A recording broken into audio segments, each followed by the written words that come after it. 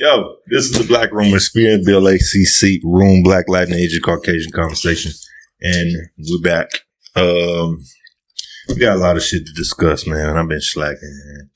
I've been working on this house, stressed the fuck out, dealing with the city. Congratulations. And, I'm building a house for those that don't know. What else? I've been recovering from my surgery and all that, but no excuse. I need to do better. What's up, man? Hanging like loose teeth. Barely hanging on, but hanging on strong. Goddamn it! Yeah, y'all had a difficult week. It's all good. Yeah, that's life, but at the same time, that's a lot to handle. Yeah. Deaths in the family, death in families is always hard to handle. It depending on, everybody takes it differently. So, right. You just got to be there for people when you can. And Absolutely. That's one thing for me. It's always I be struggling with what to say and what to do. Mm-hmm. Like I wish I could dump how I truly feel and then plant it into somebody, but I don't really know the type of words to say to be comforting. A lot of times you can't say nothing. There's just nothing to say. You can just be. That's it. And that's another thing when it comes to like that feeling. Everybody always saying, "Oh, let me know if you need anything," or whatever you need, I got you. They be lying. Yeah, I don't say that shit unless I mean it. Yeah, you know what I'm saying. If I say that shit, and if a motherfucker say, "Well, I need $2,000 to bury my mom or whatever," that you got that. Yeah.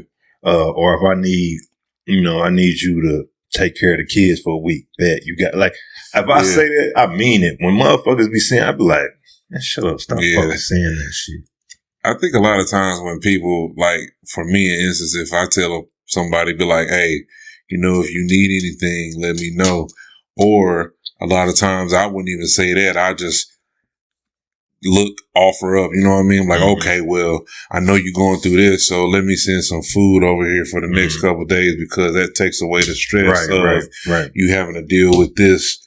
If they got kids or if they got a family or something like that, or like, hey, look, I know you got to travel back and forth. Here goes some gas money, or let me fill your tank up. You know what I'm saying? Type shit. And it's like certain things that you can take the stress off or take certain, focus off, their focus off of bullshit so they can stay beeline to what the subject is.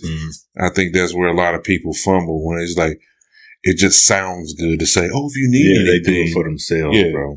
And it's just self-certain, Yeah. It's just bullshit. Like you said, it's just bullshit, but it's all good, though. You know what I'm saying? Yeah. We don't want to start out too dark, so we're going to switch the subject, but yeah.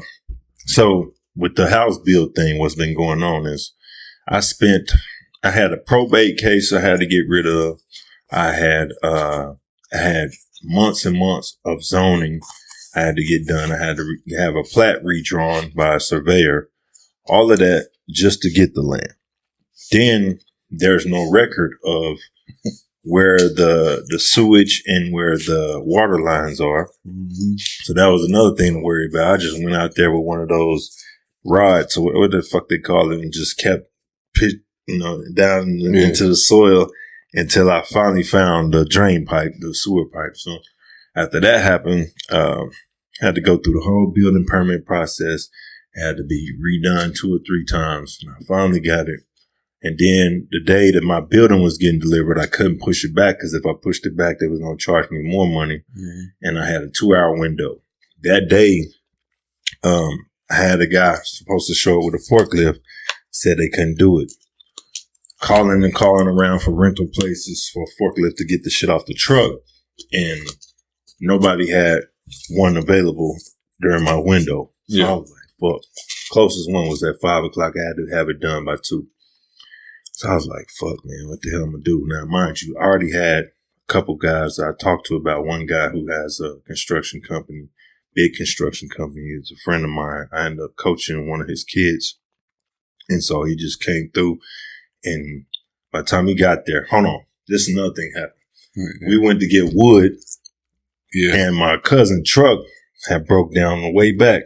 Damn. So all that wood was just sitting in the back of the truck. And I'm just like, fuck it. We about to go over here and take all this metal off by hand.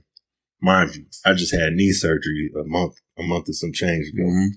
So I'm struggling to get up the stairs with the big metal rods and all that. Like we had huge, what do you call them?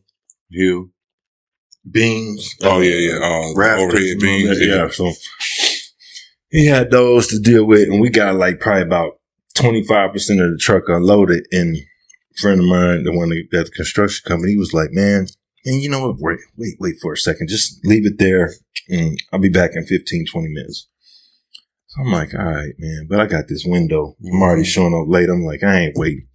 We still unloading shit. Then all of a sudden, got like 10 dudes with construction gear come over, and they bring a telehandler over, and and then Jeremiah showed up with his skid steer, and I was just like, damn, look at all these people showing up for me, bro. And I'm not used to that. I'm not used to having help. You know what I'm saying? Outside of you, people don't really help me to do shit, bro. So just seeing that and how they was just like willing to help and all that, I'm asking like, what I owe you? And the dude was like, shut your mouth, man. He's like, you were there for me when my son was going through cancer and all that. Come on, man, shut your mouth. I was like, man, that's crazy. Cause I say that to say, you never know how being good to people and you know, being a solid motherfucker will have people show up for you. Yeah. So I just couldn't believe it, bro. I was overwhelmed. Like I was stressed like 2 days, you know, and I'm like, fuck it. I'm going to figure out how to get this shit done. And after everything was off, I'm like, there's no way we would get all this shit up by hand. So so now that you've experienced something like that, and you said that you never, you're not used to something like that. How does it feel now that you've experienced it?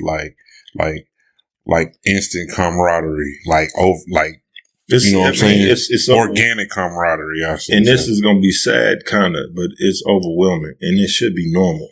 You know what I'm saying? Like, there's been plenty of times where I was there for somebody, don't want nothing in return. Mm-hmm.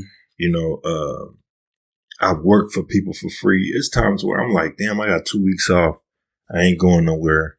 Let me see who got a business that I know. I'm going to go work for them 8 hours. Yeah. Because it ain't hurting me. You know what I'm saying? Like, I'm okay. I'm comfortable financially. So I'm just like, just keeping yourself busy. Yeah, it's that, but then it's also like, cause I know what it's like to need help and nobody coming and you don't want to ask. I know what that's like. So what's up? You know what it's like to need help and nobody's coming. But on the flip side, it's hard for you to accept because sometimes you are the person that needs help and no one's coming. But then what do you mean it's hard to accept? Because you said it wasn't used to it. Remember you just it's hard to accept help, yeah. It's hard to like grasp the concept because you said it's overwhelming. You know what I'm saying? Yeah.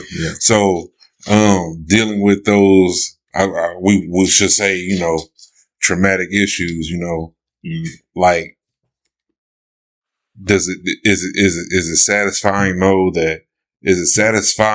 that something like that is able to happen? Does that give you some type of comfort or relief? It gives me some type of hope for the future. Because I look and I say, like I've spoken on this on the podcast several times, like what happened with Dr. Jerry Buss, the one that owned the Lakers, and how his friends got together and they started a construction company and they all rich.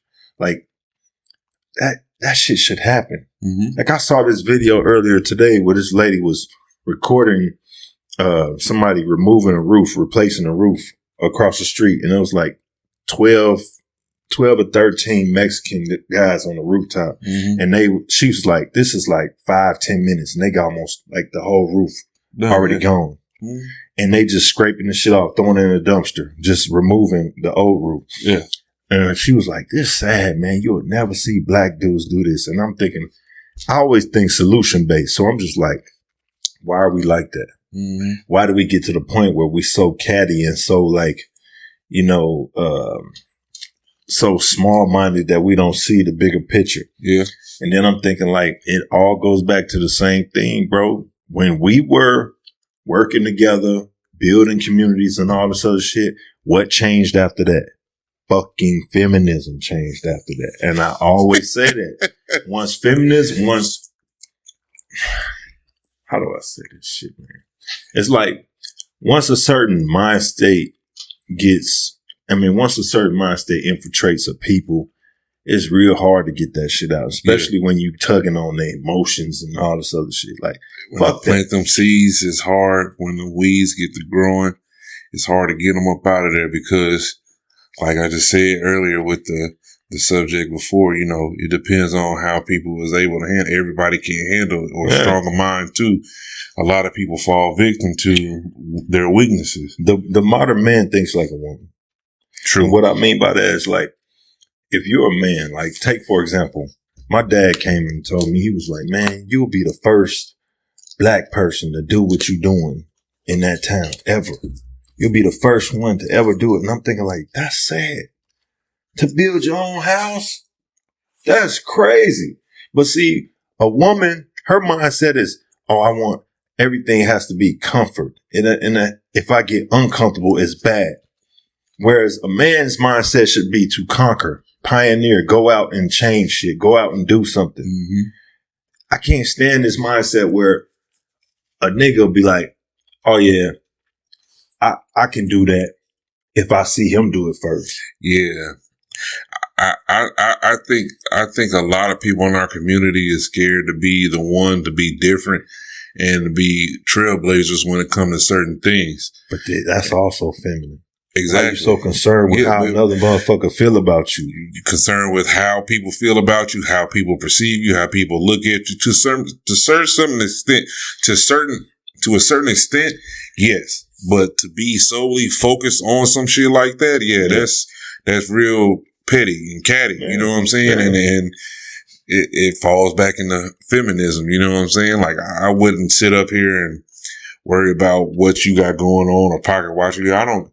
You know what I'm saying? I don't give a damn that you got more money than me. You can, I'm like, oh, he can hire some help. You know, I don't give a fuck. You don't have shit to do with your man. I got you. Because I said, my word is my word. You know what I'm saying? Or you say you need this, and I say, I got you. Let's keep moving forward. But that's just, I don't know.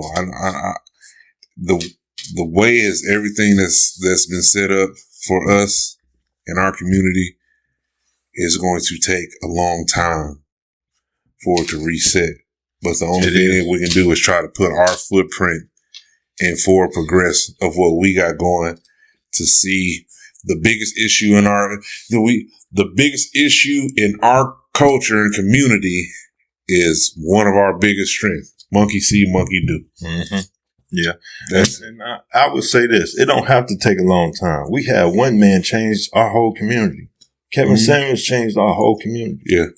In just a couple of years, bro. And people don't even realize, like, what they say about being a drug addict. The first step is admitting that you have a problem. Mm-hmm.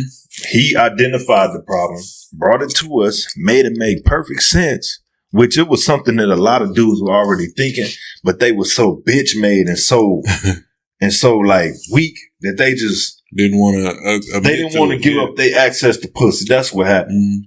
They didn't want to give it their access to women, so they just said, happy wife, happy life, whatever you say, I'm going to kiss your ass. No, fuck that. Because it's a bigger picture now. It's not about you. She's not the goal anymore. Mm-hmm. Your kid's future is the goal.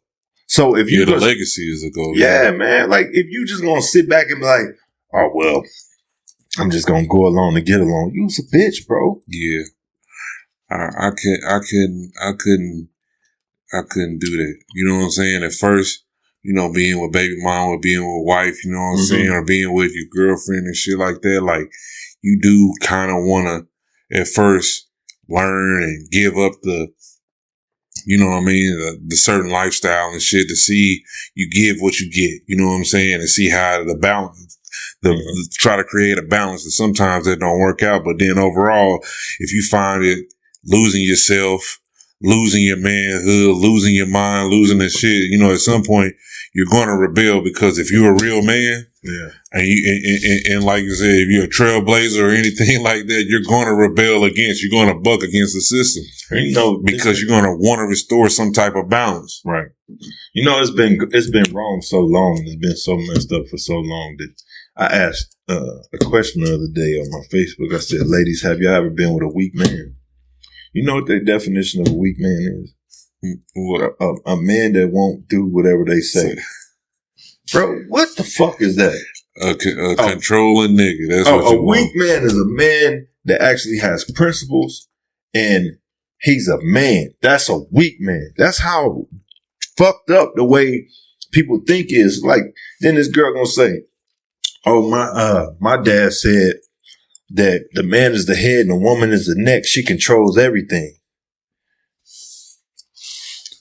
Said, bitch, do you realize the brain controls everything? I was just going to say the nigga got a brain in it. Right. That's the dumbest shit I ever heard. And why would your dad say that?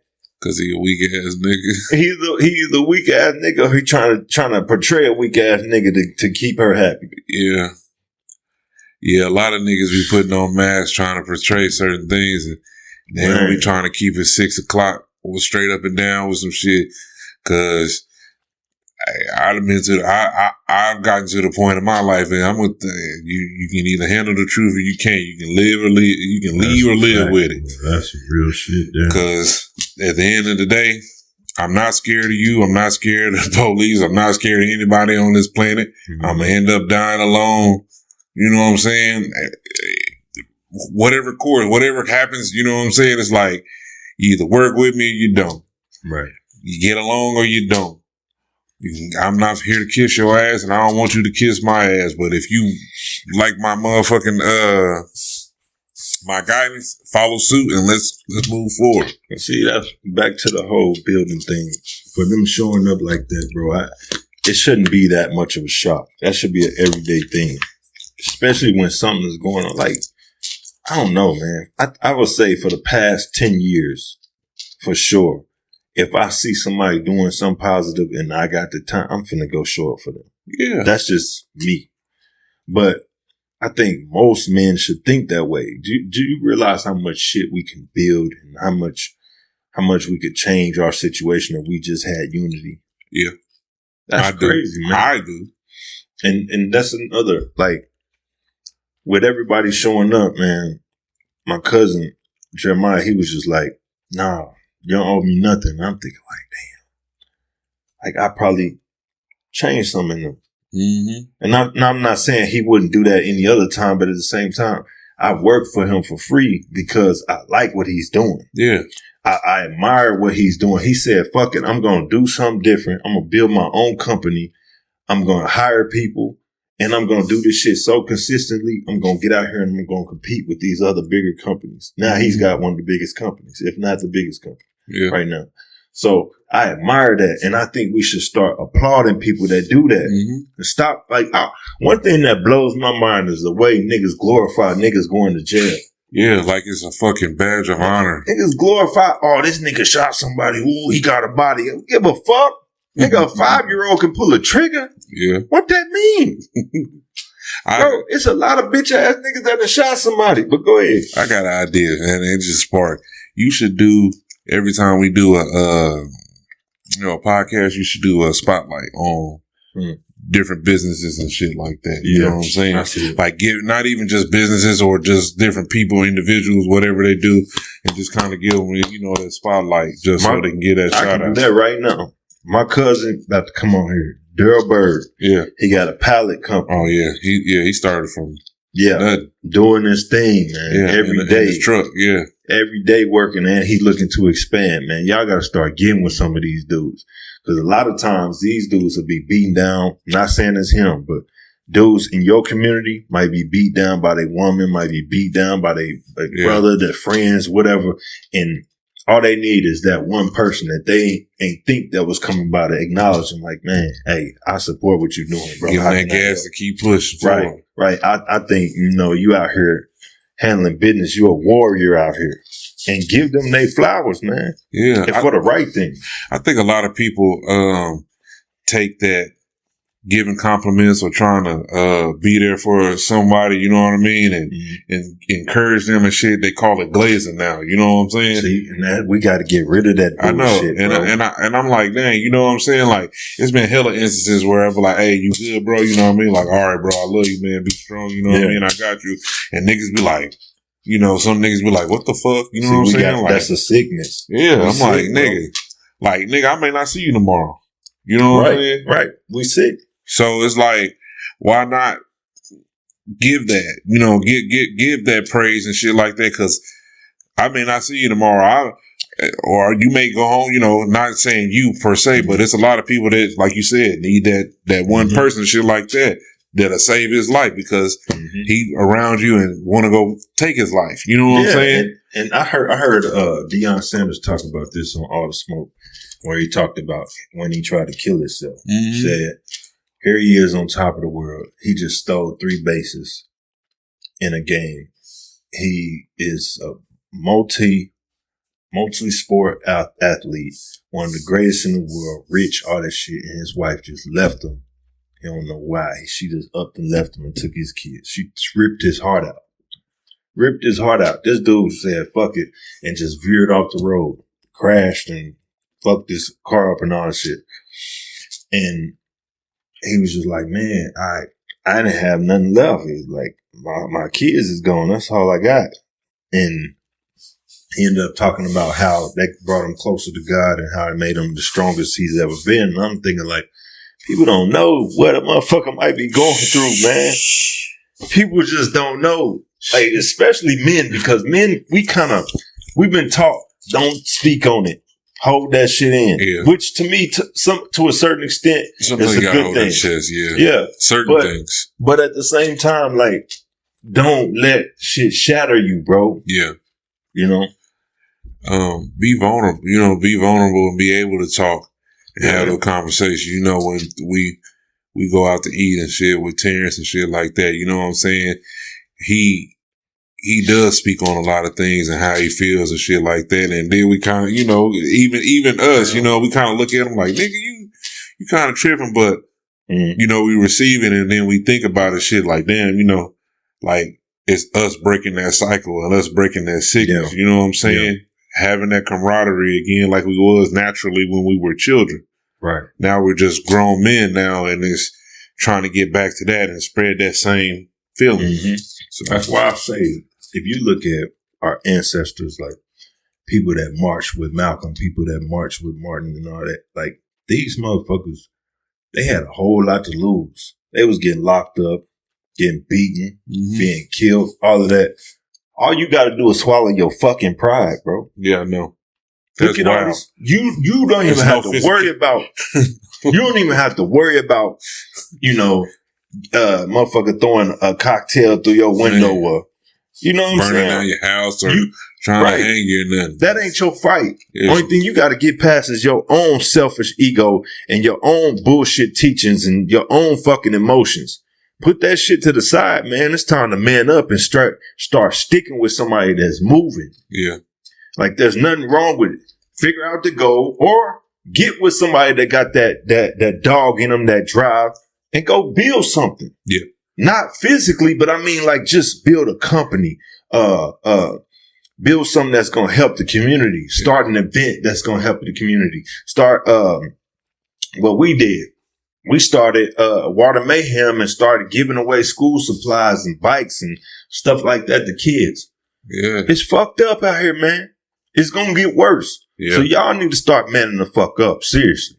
Yeah, man. And learning and like to build, just go out and build. Just you don't have to be the first person or the leader of whatever. You know what I'm saying? It's okay to be a pupil. It's okay to be a student. It's okay because you don't know everything. It's okay to understand and know that you don't know everything. It's okay. Right. Just have a willingness to learn. You know what I'm saying? And be like, hey, how did you do it? You know what I'm saying? I don't want to be on a monkey see, monkey do, but I want to help you get to where you going so we can go ahead and build this ecosystem. Right. You know what I'm saying? I don't want you, I want to do what you do because I don't want you to do it by yourself because it's strength in numbers. Yeah.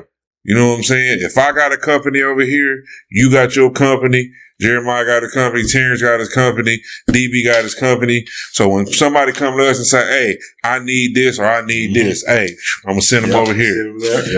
I'm gonna send them back over here. Hey, you can't build certain things. You need stuff to get shipped and stuff. You can go over here and get some pallets from him. Oh, okay. Let me ship this to get the pallet. But if you're gonna build this shop, you got to get this concrete floor. Oh, well, Cobray know where you can get the building. You know what I mean? So when you build that ecosystem, you lose pride, foolish pride, because it's okay to be proud of certain things, but foolish pride, ignorance, you know what I mean? Because you learning from each other, you gaining knowledge from each other, and then you scratching each other's back. Pause, but you helping each other out. You know what I mean? Like getting that old feeling back, breaking it down to simplicity, how it needs to be, because they're making things too complicated. It's not that complicated to say, I want to help you. Right. You need my help. I'm here. Let's lift this. Let's do this. My mindset when it comes to a lot of this stuff came from, like, not what I've learned now, but the barriers I'm still trying to break down in my mind. It's like, I remember doing movies, and I'm telling people, like, hey, we can do a movie. And they like, get the fuck out of here. So I'm showing them, I got to show them first. Then as we're doing it, I'm like, we can do better movies. We can do better. We can do this, that, and the other. I was doing everything. I was the writer. I was the editor. I was acting in it. I was even in charge of wardrobe. I was the cameraman. I was everything for this to get done. And I showed them that we can do it. And you know what niggas said? Well, we need to get paid now if we're going to do this. I'm like, bro, you missing the goal, brother. Right. And then I look at somebody like Tyler Perry and I'm like, damn, all those people was working for him like for nothing.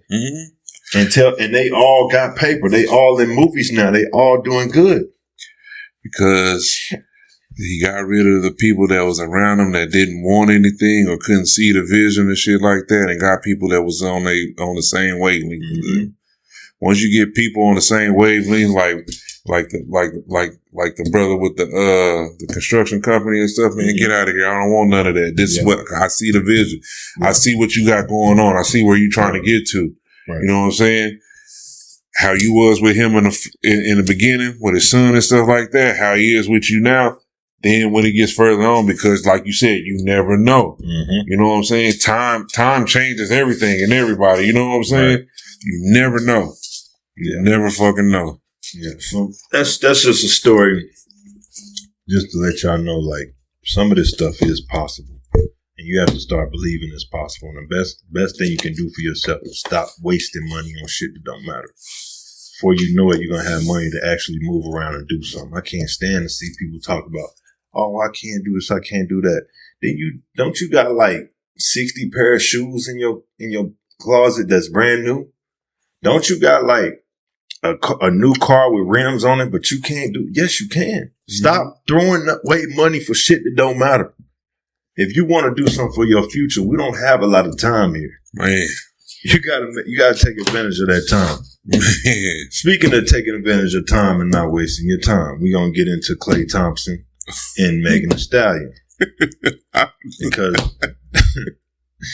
I ain't gonna lie, this nigga be having me die. At the segues. Not even the segues, but he keeps bringing it to this bullshit. Yeah, man. Hey, look. I'm a guest on this motherfucker. and it's always the bullshit. Man, he be having smart guys. He be having movie directors, everything. But when it comes to the bullshit, and then we be on the main shit, and I be talking to him, and we good. Nigga, we are two of the most intelligent black men that you'll probably ever see together and shit like that. But when we get together, it's always on the bullshit. We got to talk about current events. We got to talk about current events. That big. I'm telling you, a lot of y'all have blown up the TikTok area, the Instagram area, the Facebook area with this bullshit. All right. All real men knew, man, it was exactly what was going on. Now, when he first got with her, what did we say? Simp ass nigga, you a simp. That nigga was that nigga was clapping. That nigga that's what we thought. We thought this is the number one rule. And I don't know how y'all forgot it. You don't wife hoes. You don't wife no hoe. Let me tell you something. When a man is thinking about a woman to take home, he's thinking about her past, her present, and her future. He's thinking about who he's going to have children with. He's thinking about what may come up in 5 years. He's thinking about all those that you took. All of them that been in your mouth. Man. Niggas you done sweated on you and skeeted on. This is what men think about. All right? It's a man, if you let this many men conquer you, you can't be worth shit, man. I don't give a fuck how much money you got. Dog. Yeah, man. Where do we get off thinking, oh, she got money so she can erase all them dicks she had? What? What is that? I don't give a damn. If you worth $1 billion, you can still be a hoe. Yeah. Why do we act like Kim? Why do we act like being a hoe ain't being a hoe? Not only is she a hoe in her personal life, she'd have been linked to at least 10 industry dudes. Man. That's not even mentioning the dude she was with before. A nigga put out a whole diss record talking about how much she was cheating and moving around with him. Mm-hmm. But she's a poster child for hoe activity. Hold him. Yeah. Yeah. This bitch got a PhD in hoeocracy. And y'all think she ain't a hoe because of that? Or it's just cool and hoes should get married? What are we doing? Hey, man, look.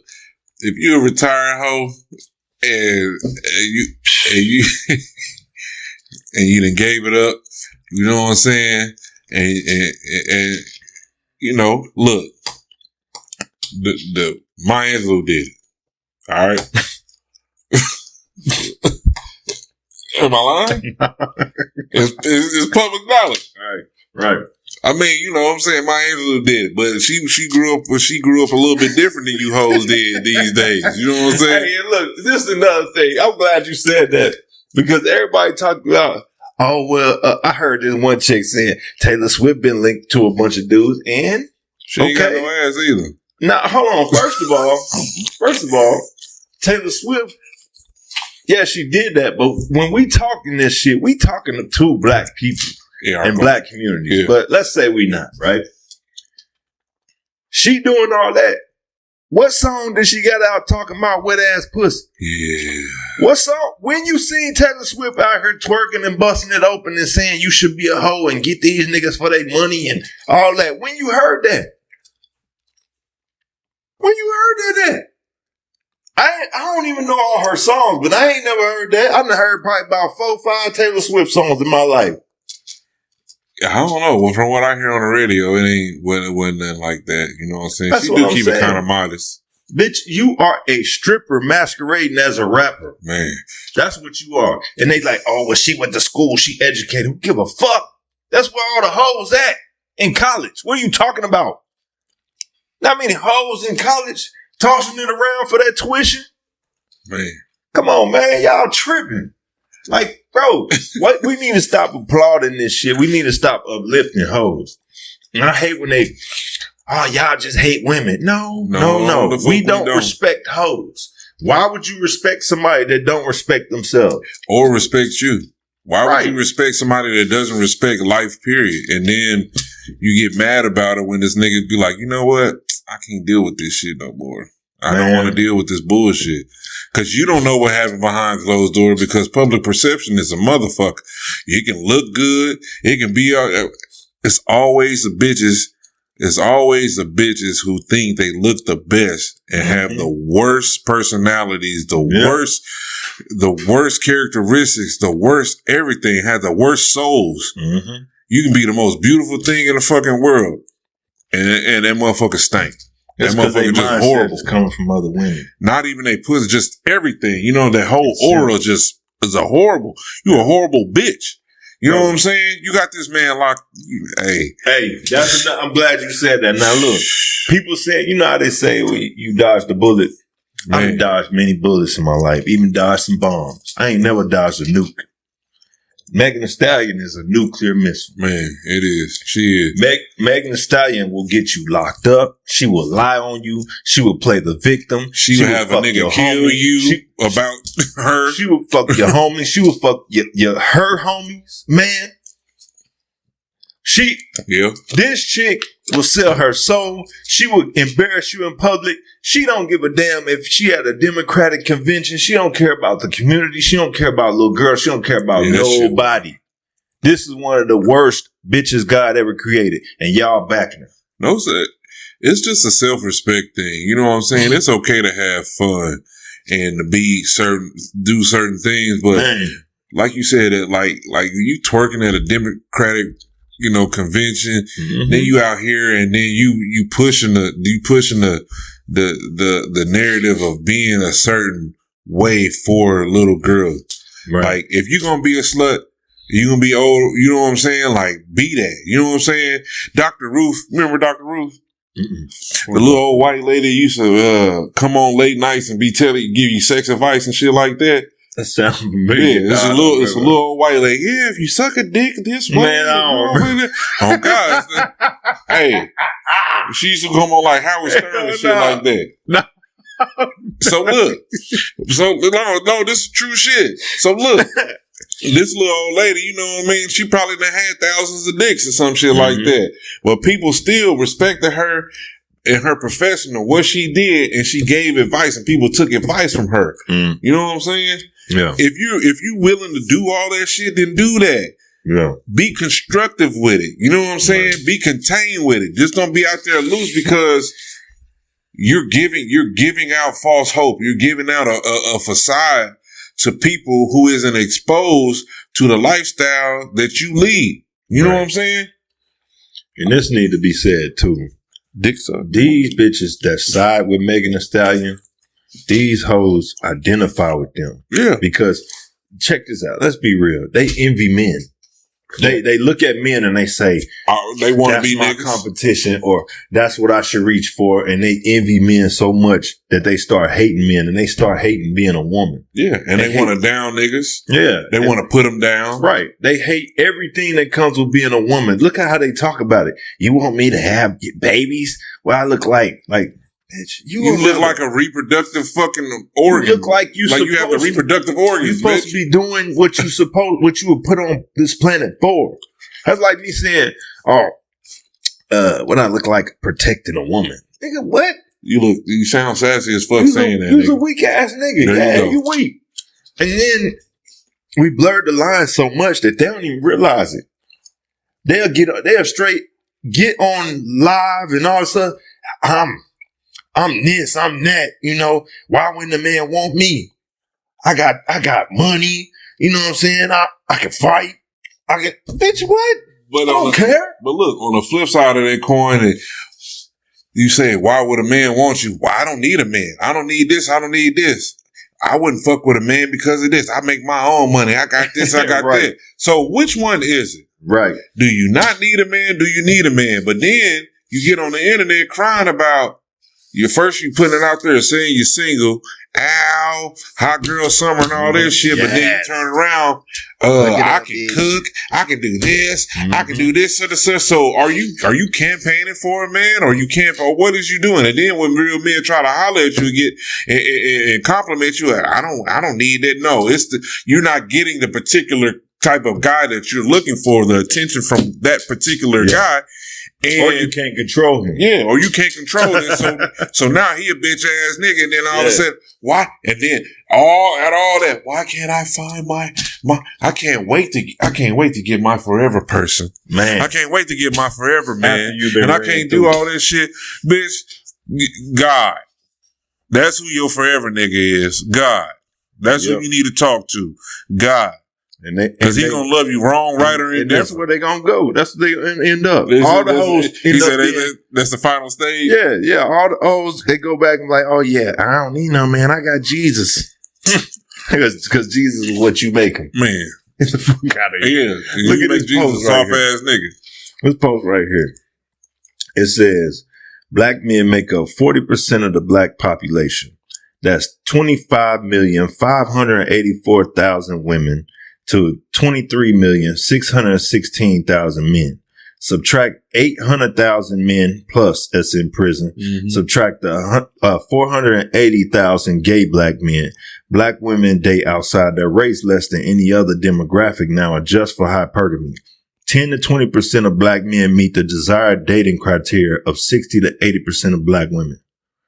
And that ain't even counting how many black men dates outside their race. Mm-hmm. So for them to think in their minds, oh, it's one woman, and it's one man for every woman. And I'm find my king, and I'm like, man, what? That is a level of delusion that I ain't seen yet, man. Bitch, you put your filter, your filter in for a nigger, and all of a sudden all these different things, he ain't meeting all these criteria. Your search is short. And I'm gonna tell you what else. And unrealistic. What else makes it worse is the fact that these bitches are the worst batch of women that ever existed, bro. Think about it.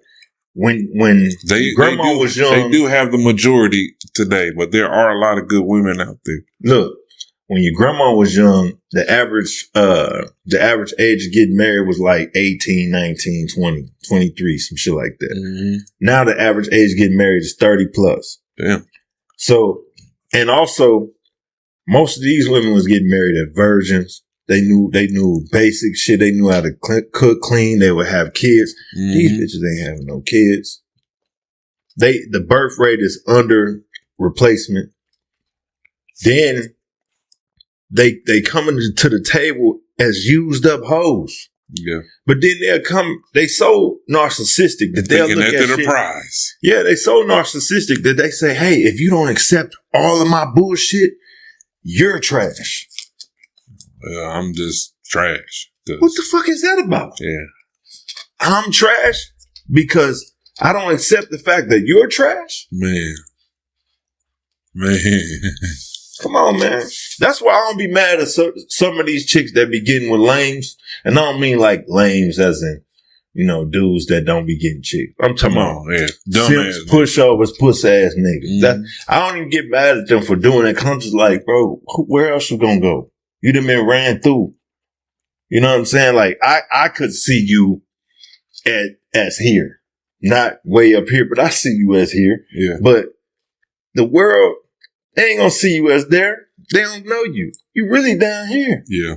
So get with you a nigga that's down there. I ain't mad at you. Do what you want to do. I think, excuse me, I think these chicks be making their persona a bit larger than life in their own reality. In reality, like in social media world, you think you just the best because everybody that you're friends with likes your pictures, not knowing that it's 8 billion people on the planet who don't even give a fuck or know who the fuck you are.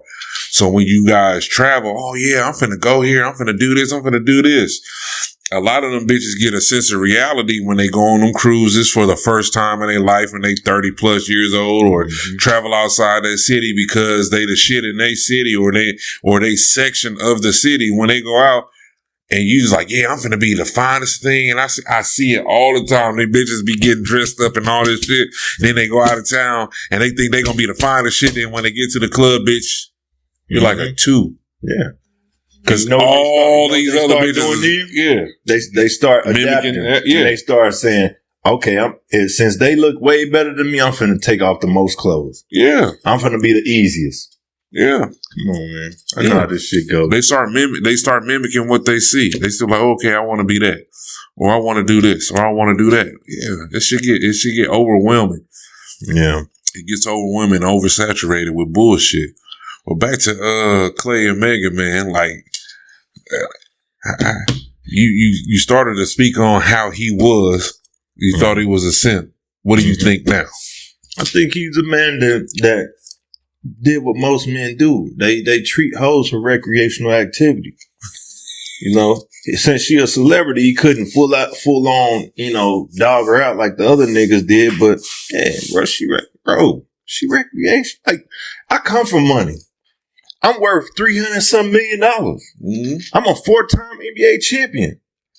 I got bitches. The fuck bro, I can go have a virgin that's 10 times better, that's a great mom, that's all this shit, and I ain't got to deal with that. Why the fuck would I? Why the fuck would I go and get a slum bucket, just scallywag Jezebel bitch? Why? I think because our culture have, like you said, when the people put the motherfuckers that went to prison on the pedals, they put these bitches on a pedestal, and they just say, okay, this is what it is. Mm-hmm. He drank the Kool-Aid a little bit, yeah. It's fun to have, sluts, hoes, you know what I'm saying? It's fun to have fun, you know what I'm saying? But when it comes to, as they say back in the day, like Sally Homemaker, you know what I'm saying? Like a motherfucker you want to sit, settle down with, do this, be able to build with and shit like that. You don't want something that's problematic. You don't want something that's going to buck against the system. You want somebody that's going to be there and encourage you to be a backbone, not just a fucking, controlling ass neck. Man, let's be clear, man. I don't hate hoes. I hate dumb hoes. I hate hoes that pretend to be good women. I hate them. I hate them motherfuckers because they slick, bro. Yeah. That's like a lot of hoes is hoes. We love them. Oh, I don't hate gay dudes. I just hate down low niggas. All right, I get that. Yeah. But when it comes to these bitches that get out here and they say, oh, I ain't a hoe because I slept with 20 dudes in the past couple years, or I slept with 20 dudes in the past my whole life. I ain't a hoe because my friend has slept with 40. Because I know a bitch that has slept with 30. You know what I'm saying? Like they compartmentalize it to the point where they reason with themselves. Yeah, they think, oh, that's like me saying, oh shit, I ain't no murderer. I only killed 10 people. Jeffrey Dahmer killed more than me. I ain't no murderer. That's crazy. Hey, that's just insane talk, and they try to justify their actions. That's why I believe a woman that knows how to be accountable is sexy as hell. Mm-hmm. Just that accountability makes her sexy. Just be able to say, you know what? Fuck that. To have situational awareness and emotional intelligence is just that. If you have just those two things, you're like above the 50th percentile of this shit. Like they want the power of a man. Yeah. They want the authority of a man.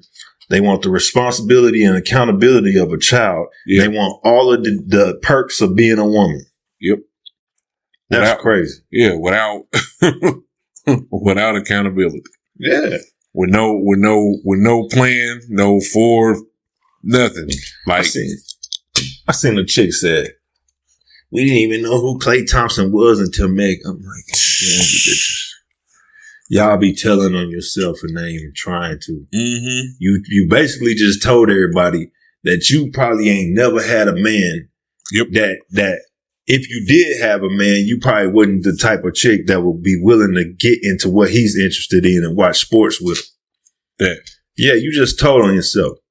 And if you did have a man, so-called, let me change that.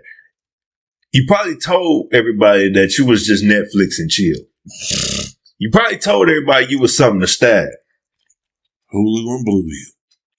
Because how could you not know who the fuck Klay Thompson is? Yeah. One of the greatest shooters of all time, a 4-time champion. One half of the Splash Brothers. Yeah, one half of the Splash Brothers.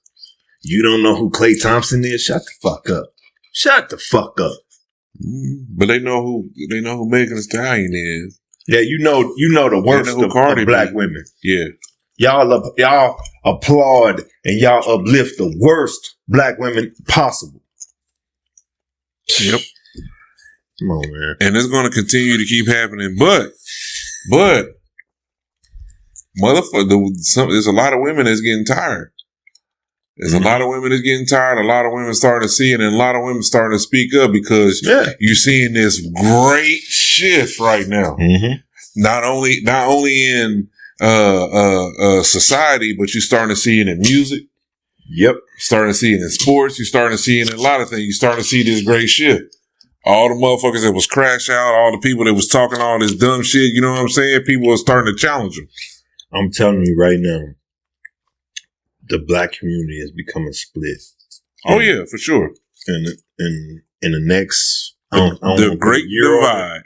But soon it's gonna be a war between black people and these niggas. No, because I love the word nigga. And they all niggas to me. We all niggas. But these motherfucking loser ass niggas. Oh yeah, you know? Idiots. That's Cat calling. Cat, what's up? Yeah, I'm doing the podcast right now. What's up?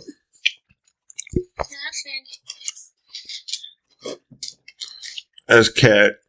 Cat just stopped by. I'm gonna put you on the screen. Yeah. So we over here talking about the divide between black people and low quality black people, like the fucking dirtbag, low life ass motherfucker. Yeah. And we said basically it's gonna be a war soon. Like there's gonna be a great divide, and you gotta pick a side basically, because let's be real, bro. It's almost like we done broke into a separate race. Yeah. What is this? Oh, Bama was set. That would have been crazy. So yeah, that's the topic. You trying to go live tonight? Yeah, that's why I had called. That's why I was messaging you. But I agree with you. It is a divide against us. It's a great divide. Yeah. Yeah. And it ain't even just about low quality. It's people who aren't accountable, because that was one of the things I said tonight when we go live. I really wanted to speak on, because we have a lot of pandering men out here. Man. This guy who's pandering but not making them accountable. And I'm like, this is weird, and it's very harmful. Mm-hmm. It's very harmful when you pander to a woman's emotion and, oh, you're the victim and he shouldn't have, but not hold her accountable for her action. Yeah. You know, it's weird. It's really weird behavior. You can't lead without accountability. That's why these dudes don't want to lead them nowhere. They just want to pander so they can get some out of. Yeah. They really use us. And like we see it all the time. Like the one that get on my nerves, that motherfucker on that tonight's conversation. You ever seen a nigga with the Gap? Got his fucking name. Do you know who I'm talking about? God, what's that fucking nigga name? Talking about, but his name is like, yeah, I don't pay attention to Ace. You know me, you know how I am, so if I ain't. Oh yeah. They asked him like, so, yeah, you mean you don't want to hold the accountability of this and such and such, but if a man did this and such and such, and you like, nigga, you be going off into all these fucking things and saying all this fucking shit, and then be trying to bait you in, and then say some shit about some niggas, and you be like, bitch ass nigga, you could have left that, you know what I'm saying? Because it's always that one chick that be trying to hold them bitches accountable, and then he be over there with the towel. Yeah, and it be look, hold on, nah. It be the say it again. It be his delivery too. Yeah, he like he be talking in that soft tone, like he really saying something profound. He be like, profound, and I'm like, this gotta stop. Like they think that, and like I was trying to explain to a female who was on another panel, I'm like, when your energy is matched, right? You're being hostile, and then the guy is telling you, give me a moment. And he's saying it to you kindly, give me a moment. Mm-hmm. I want to interject. Give me a moment to answer this question before you have a loaded potato. And then you're going to get upset because he's telling you, why? I just don't understand it. Then you start talking about, he probably DL'd. He did That's what they do. They go straight to me. No daddy. I'm like, what is wrong with y'all? It's control. When they can't control, they want to shame. Did not hear how you spoke to that man when he said, give me a moment, 1 second. You wasn't hearing him, but as soon as he did, you know what? I'm going to mute you. Now he did, now he this, now that, and the third. I'm like, it's wild. But I thought they loved gays. Mm-hmm. I thought they loved and support gays. Yep. Listen, I had a transmission. It was all the way from my nigga. And I'm like, sir, ma'am, sir, ma'am. And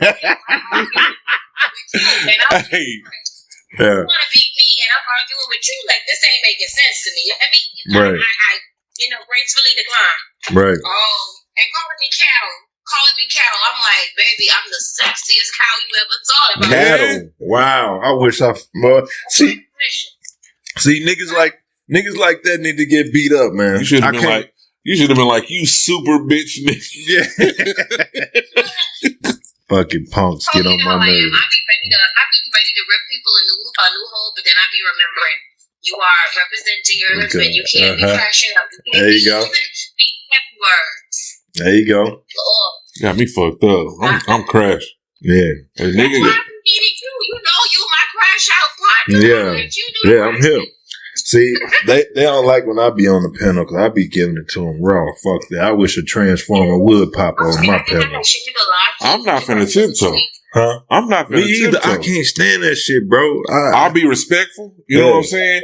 But as soon as you start crashing, oh yeah, nigga, 747 to heaven, nigga. Boom. Speaking of that, it's one nigga that's a punk, man. He get on there talking about this Megan Thee Stallion shit shows that black men hate women. Nigga. Of all people. Or they say that that black men don't protect black women. Right. So they looking for punks to protect them. Bitch, you couldn't cut it as a man, bitch. Hey. Huh? So that's why I'm gonna be lit tonight whenever you decide to, because yeah. I mean, it's like we're supporting whole culture. Yeah. You're supporting culture. It's prostitution culture, man. That's why they gotta be paid for their time. Maybe chose the life that she's living. No, there's a difference between prostitution and whole culture. All of the genre of music, she chose that she wanted to be out here talking about popping or yep. and locking and whatever the hell she be doing. That's what she chose to do. Right. So if a guy sees you and he says, you know what, it's gonna be a good time, but not a long time, how you mad? Right.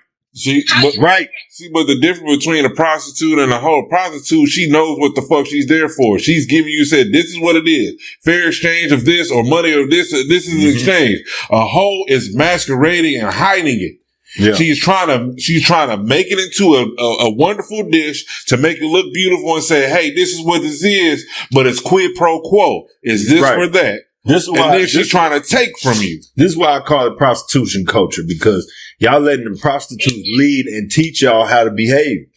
Not saying that that's what you are, but that's basically how you acting, and you don't even realize you doing it. Look at OnlyFans. She's letting them is hoes. I'm saying, but they get paid for being a hoe. Yeah. So, and even when they talk, oh, a man ain't never did nothing. What you mean? He don't leave. He don't take you out on dates. He don't do all this stuff. Oh, you want to be paid for your time? Yeah. Listen, Cole, you gotta realize that these women are calling themselves young hoes. Oh, I'm a bad beat. I'm a young hoe. I'm too sweet. I'm a queen. I'm a wife. I'm a mother. I ain't none of that. Whatever y'all. Yeah. My female friends even know better than to say, yeah, you a bad beat to me. I'm a who? Yeah, right. I hate that when females call themselves bitches. You know what it is, Kat? They don't like being women. I know you from the Bahamas, but over here, they train girls from young ages to not like anything associated with being a woman. Only thing they want is the makeup and the hair. Other than that, they don't want to be a woman. Huh? You have women nowadays, they hate being, listen, it's so crazy. You have transmissions, I'm not going to call them transmissions, talking about they want to get ovaries and uteruses. How? And then you have women saying that they don't want to have kids no more. They don't want to be married. Yep. Oh, and China just created an artificial womb. You didn't know that? No. Yeah. They got an artificial womb in China already created. So it's finna get crazy. Real crazy. You know Samsung is cheaper than iPhone, so they're gonna be having plenty fake coochie. Yeah, they got little baby incubators and shit. Like, that's wild business. Transmissions are gonna get their transporters. you said transmissions gonna turn into transporters. Yo, yeah, she be on that shit. He said transmissions gonna turn into transporters. Like, that's what they need though, Cap. They need a woman like you telling the truth. A lot of these women that get on these apps and they telling the truth. I was just telling him just 5 years ago, shit wasn't like this. Men wasn't woke. Yeah. So fuck them. Look, when Kevin Samuels came out, men started to shift and wake up. Shit started to change. And it forced women, a lot of women to start thinking. Now the hoes, they gonna stay hoes. The trash, they gonna stay trash. And the simps gonna stay simps. But a lot of men started to wake up. They need that red pill shit. Yeah, this is what I was talking about. Her name Chevy Capri, Chevy her. She seen her somewhere. She be on ass about them bitches. Yeah. I got ass. One. Oh, my phone up. But I got one. What's her name? Damn, what's her fucking name? Hold on, Kat. I'll be right back. I'm gonna go check her name out. There she go. Cause that reminded me when she was saying they were calling her a pick-me or whatever. That's what she said.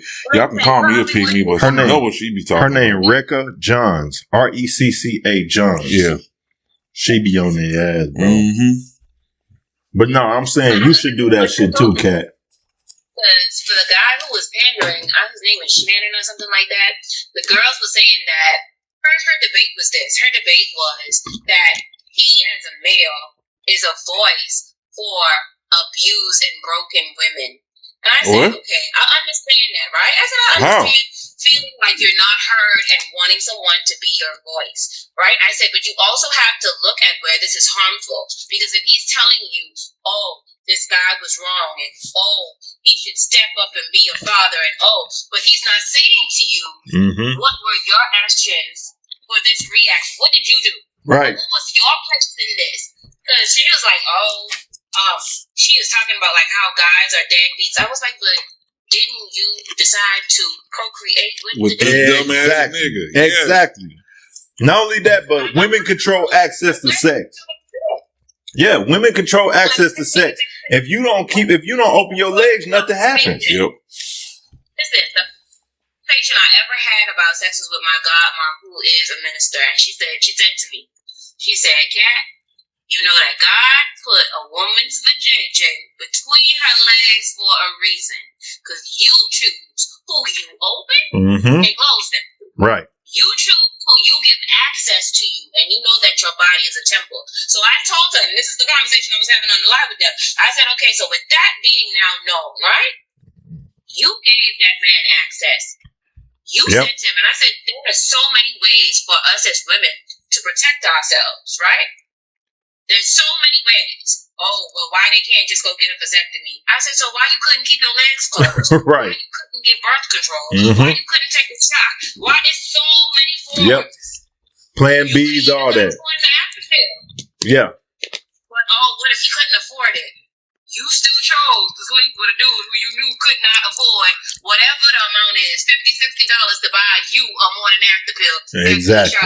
Exactly. Now, see, Kat, look, that to me needs to be studied. What is it about the modern woman that does anything and everything to duck accountability for her own actions? Like what is that? Bro, that needs to be studied. I would like to know how is that a thing? Also, and then tell a man how to be a man and not be a man. Right.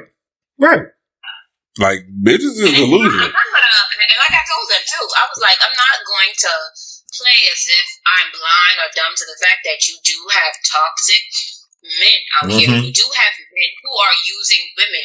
I said, but you have no discernment. You have no discernment or zeal about yourself to say, this is not what I want to align myself with. You're that gullible is what you're saying. You're just the victim.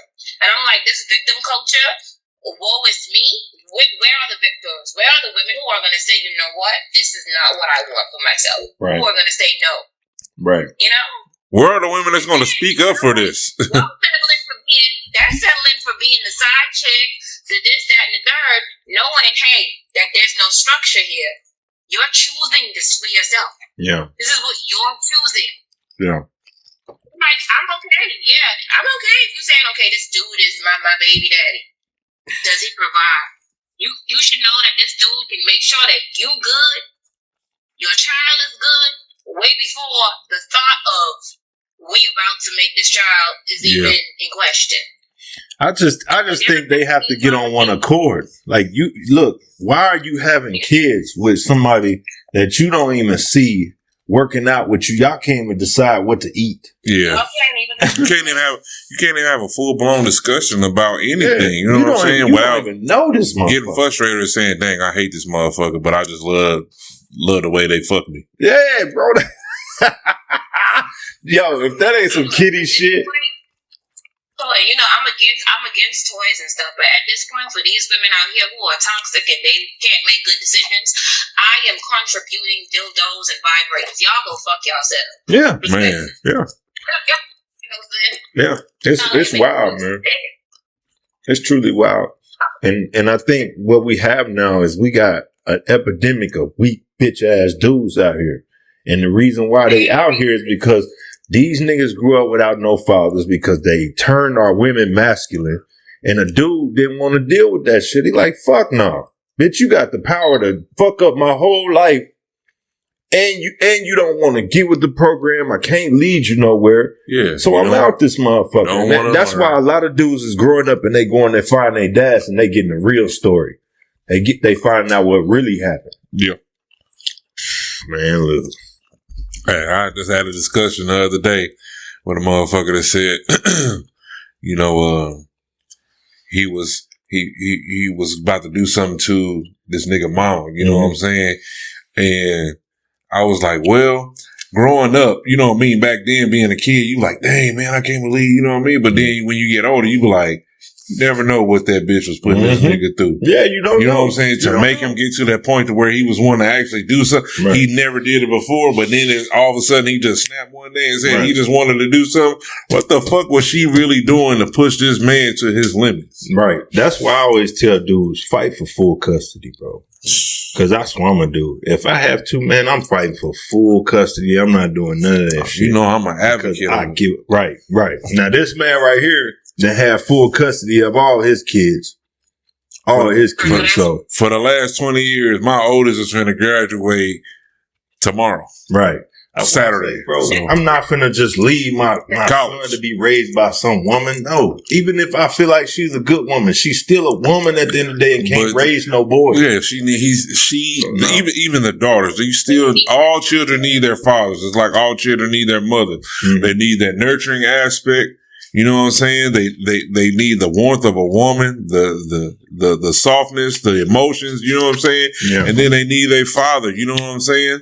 The give it to him the raw, to give him the world how it is and how he sees it. You know what I'm saying? So, hey, look, I can protect you now as a child, but you need to learn how to protect yourself first, then be able to seek somebody who can give you that same protection that I am giving you or I have shown you. This is another issue. We got to stop this shit. I don't know what it is about older men that teach their daughters to not need no man. Yeah, fuck that. You got it by yourself. I'm going to teach you to never need no. What the fuck is that? Is that like some personal, I want you to always be attached to me shit? Not even that. I think it's just sometimes a lot of people have, I'll give it to you from different aspects. Sometimes from weak niggas it be self-hate. You understand? Yeah. It be that, I don't want you to be with a man like me because I'm not worthy of being that type of man that you need. You know what I'm saying? I never thought about it that way. Or is that, like you said, where a guy is like, I can't fathom seeing my daughter with another man, you know what I'm saying? Because I want my daughter to have this perfect Princess Disney type that's some life, bullshit, you know what I'm saying? It is because that they have a problem with reality and logic and how life is for real. And they say, you know what? I can't accept science. You know what I'm saying? I can't accept biology and how the human anatomy is going to work. You know what I'm saying? Would you rather your daughter be fucking gay? I'm going to keep it a bean and raw with you. All right? Pause. Somebody one day is going to be nailing your daughter to the cross, bro. It is what it is. Nigga going to be digging her out, man. She might have a couple in her mouth, man. That's real. I got a grandchild. Right. So you done already had these thoughts. I done pushed past it. I've already accepted this. But see, this the thing that men gonna have to start manning right now. My daughter's 2. All right. But look, I'm gonna deal with it. Look, brother. But this the thing. This is why I tell motherfuckers. I'm like, bro, your job as a man is to minimize that. Yeah, minimize that, man. You don't want her to be the girl getting trains ran on her or being 35 and sleeping with a nigga every now and then because she a boss. And like, you don't want that. You want your daughter to be with one nigga that's going to kill and die for her. Man. Provide for all that. So why don't you teach your daughter to be as feminine as possible, as great of a woman as possible, a wife? Why wouldn't you do that? Yeah, teach your daughter how to be. Somebody going to hit that. Yeah, to teach your daughter how to be fully adaptable when it comes to certain situations. Yeah, why would you be able to be strong and independent when you need to be, but then be able to be submissive and recessive when it comes to getting a leader? You know what I'm saying? I'm talking directly to you bitch ass niggas, man. You bitch ass niggas that be treating your daughter like she a princess and my baby ain't finna depend on no man. You fucking bitches. Your job is to teach her to be another man's wife one day. Yeah. That's what you're supposed to do. She's supposed to be somebody great. She's supposed to be a mother one day. And here you are trying to teach her how to be a nigga. You weak ass niggas. Y'all ain't no better than the bitches that sold us out for feminism. Man. Sorry ass niggas. How do you not know that? And that's what you want. I can't stand the mindset of a bitch that teach her son to be the type of nigga she would never get with. Man, or to be a fucking fruit. But here we are, a bunch of niggas is running around telling their daughters to be independent and not need no man and blah, blah, blah. Shut your bitch ass up, boy. Man. Oh, I hate them niggas, man. I'm just like, I've accepted it. I've moved past it. I moved forward. I don't even think about it. I'm just like, hey, look, long as you respectful, long as you ain't on no bullshit, and I'm like, or try to come at me sideways. Yeah, I'm doing this, and I'm like, hey, look, hey, I'm gonna bust your ass, and then I'm gonna go fuck your mama. Like, how about that? I'm gonna make it happen. I'm gonna make it happen some way. It's some hoe in her. And and I'm going to exploit it. We gonna find out, bro. I seen a video. Oh man, I shouldn't be talking about this. I seen a video on Twitter the other day, man. Well, X. It was on X, and man, it was It was showing this lady face, and it was this fat white woman, and it was like, so basically, this dude was hitting his ex boss's wife. Yeah. And he telling her to say shit in the camera. Oh. And he tell her what you're doing. I'm taking this big black dick. Nah, nah, nah. And he's like, and she was saying, fuck her husband, this, that, and other. Like, tell them kids, fuck them kids. Yeah, fuck Jeffrey and fuck some. Man, what? I was like, man, I forgot the other boy name. But he was like, so, why you ain't spending no time with them? Cause I'm taking big black dick, Jeffrey. That's why. I'm like, oh, this shit is wild, bro. Hey, they be in that role playing, man. This is wild. I mean, this dude was getting revenge on his boss. Yeah, I know. I'm just saying, Yeah, so he like got her saying the wildest shit. Hey, this big black got me nothing. Jeffrey. I'll tell you a story off camera that hurt a nigga heart. I ain't gonna lie, nigga. Don't ever try to get over and think you gonna rob me, nigga. Or don't ever try to get over and think I got a couple stories. It be like that. It be like that. Get back, be a motherfucker. Hey, but yeah, cat, we over here talking crazy. But I'm gonna be off of here. I'm gonna be off here in about 45. Let me hit you back. Unless you want to just sit up here. All right, bye. Anyway, man. So now we got into that, man. Look, let's get off the hoes for a second, because these hoes, they don't want to hear that shit. They more concerned with their echo chambers and stuff. I mean, you sure we can slide one more in real quick. What's happening? Man, Stephon Diggs. Oh, that's right. Yeah. So go ahead with the whole coach. Stephon Diggs was accused of assault. Yeah, by his cook, strangulation and assault. by his chef that he hired that was working for him for the last 4 years. She claimed that he had came home one day, they had a disagreement, and he had strangled her and assaulted her in the house that she had a room in and at his mansion, basically. And that night she ended up making him burnt hot dogs or some shit like that. And yeah, this is no joke. Well, anyway, she ended up it ended up happening like December 2nd of last year. She ended up filing a $5.5 million lawsuit against him under these allegations, which turned out to be 100% false allegations because there were 6 other women in the house that didn't want to corroborate her story and say that he strangled her and beat her. Whenever she had to go through the trial, it was a 2-day trial. The defense ended up catching her on a lot of lies. They have receipts saying that she was paid when she wasn't paid. She was paid to what? For what reason? Oh, she was paid for her wages for being a chef, even when it came to the point to where he wanted to sever ties. He went ahead and fulfilled the contract of her being paid, and she tried to lie to a workman comp organization and a lawyer saying that she wasn't paid in that aspect, and then turned around and tried to basically extort this man for $5.5 million when they had private discussions about him possibly helping her out with $100,000 to start her own cooking business or whatever. So it's a classic case of I'm mad at you and I'm going to lie and get these people. I'm going to use my woman card or my poor innocent female card.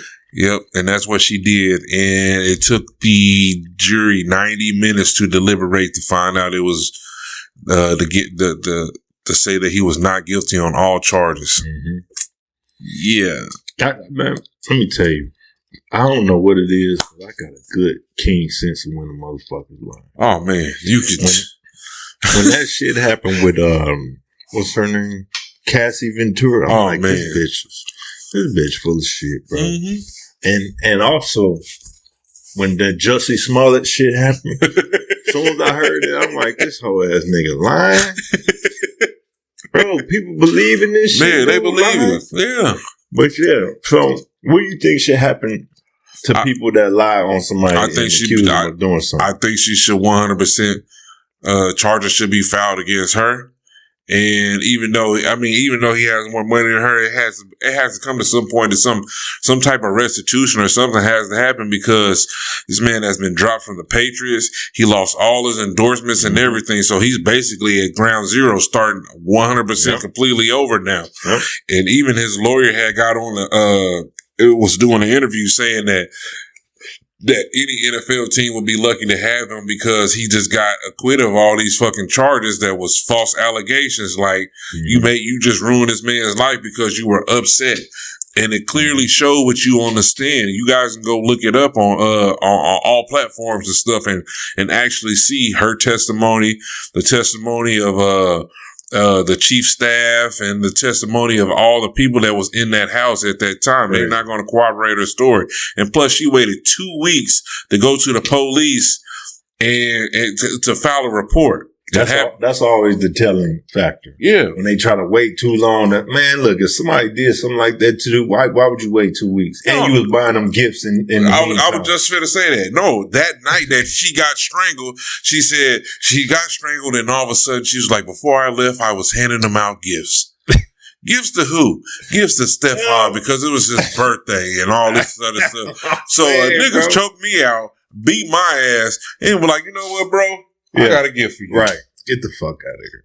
I got a gift for you. Yeah. Like, but yeah, you not only did you use your femininity, you use his star power against him. Mm-hmm. And you knew, I'm gonna crumble his word, even in the text messages, you know what I'm saying, that they've had going back and forth. Mm-hmm. You saying you gonna do all these certain things, and you pushed him to the point, of course he's gonna be a man. Send whoever you're gonna send, blah, blah, blah.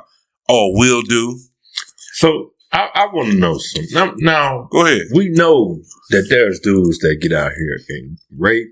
There's dudes out here beating women. We know this. We know that. But also, on the flip side, what we do know is everybody lies. Yes. So why are we just assuming believe all women no matter what? What is that? That's got to be some man-hating shit. And I'm never the one to say, oh, you hate men. But if you are in the position where you just like, I don't care what happens, just believe the woman, what is that? I think it's that it's new for even though they changed women's rights, you know, to us is a long time ago, but it's new in the age of history. You know what I'm saying? Mm-hmm. That it's so new that women weren't protected or felt like they weren't protected for so long. And it's like, okay, now we have a voice. So let's just say this and then we can automatically just take over again, like this. Again, it all goes back to the same mindset, because if you're willing to bust it open online for money, you willing to get somebody locked up for money, you willing to get rid of your own babies for money, you willing to sell out the whole community for money, what won't you do for money? Man. That's why I say, man, if I'm one of these rich dudes, even now, I'm recording everything. I don't give a fuck. I'm recording everything.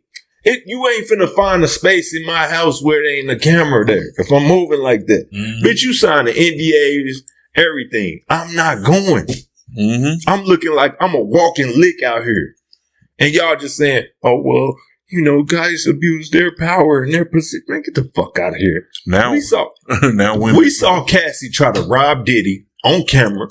Got her ass beat for it. Mm-hmm. Then we saw Cassie get on the stand and say everything that she was doing. Yep. She was the ringleader. She was the main one involved. She did everything. Not one person said Diddy did anything.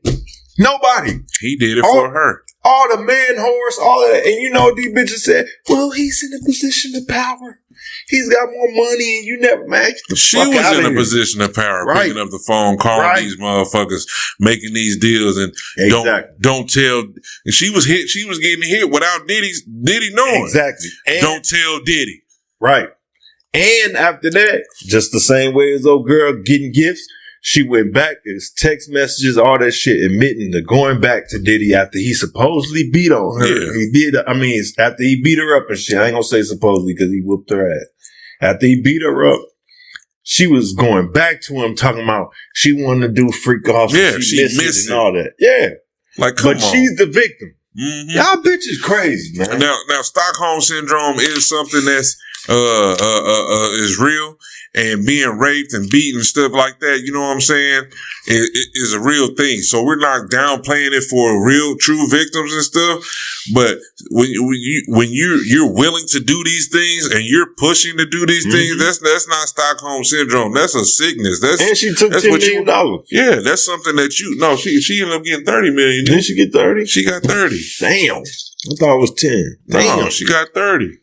And she still for 30 and got and still went on stage. And still went and did on the stand and try to act like she was the victim. Bitches is crazy.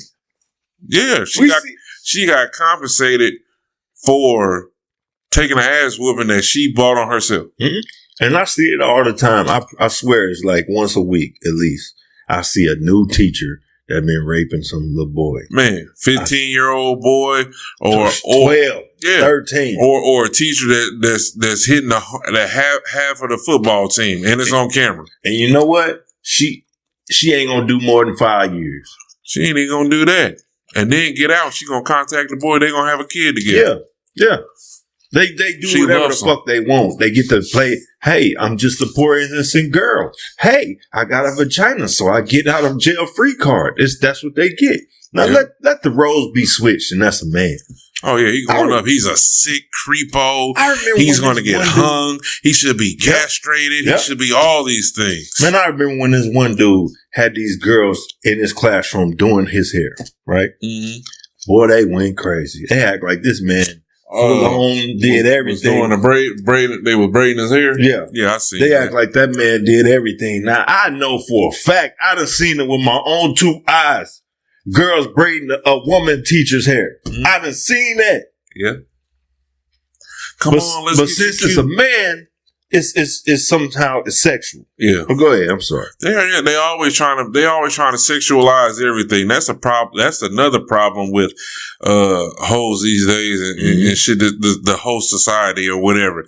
You get mad about things that are sexualized because you bring the sexual aspect to it, and then you try to push it off on everybody else, saying, "Oh, well, maybe you anything that you do, you can look at somebody and say, hey, I like your shoes, or hey, I like it. Oh, you just trying to fuck me, or you just trying to do this. Yep. You're making everything over sexualized instead of it's just a compliment. Yep. So why put their energy out there? It's because they know that's all they got to offer. Mm-hmm. They projecting. That's all they got to offer. You've seen it time and time again. Every bitch got I don't say every bitch, but most of these bitches now, they got pictures with their back turned. Yeah. Gotta show the ass at some point. It's like, whoa, this is a real sickness, bro. I remember I was dating this one chick and she started posting that type of shit. I'm like, what's the purpose? Mm-hmm. Like, everybody know that you curvy. What's the purpose of you accentuating your curves? Yeah, people want to see your face. Put your hand right here to hold your stomach back to try to make your stomach look flatter and poking your ass. Why are you doing that? Oh, you want to seem fuckable to other dudes. Yeah. All right. Well, that was the first red flag, and I was like, nah. Yeah, you putting yourself on display. Yeah. You just saying, hey, look, you know what I mean? Like when I see people start going from taking regular pictures or just face shots and such and such, you start doing shit like that, it's like you campaigning. Oh yeah, you know definitely advertising for sure. You trying to put out applications. You know, you're just trying to see people trying to fill out applications to get the fuck you. Yeah, you know what I mean, or fuck with you because you want that attention. Yeah, you want that instant gratification. She would do things like we stopped talking. She tried to show up in my job and shit, all dressed up and shit. I'm like, bitch, I know what you're doing. Yeah.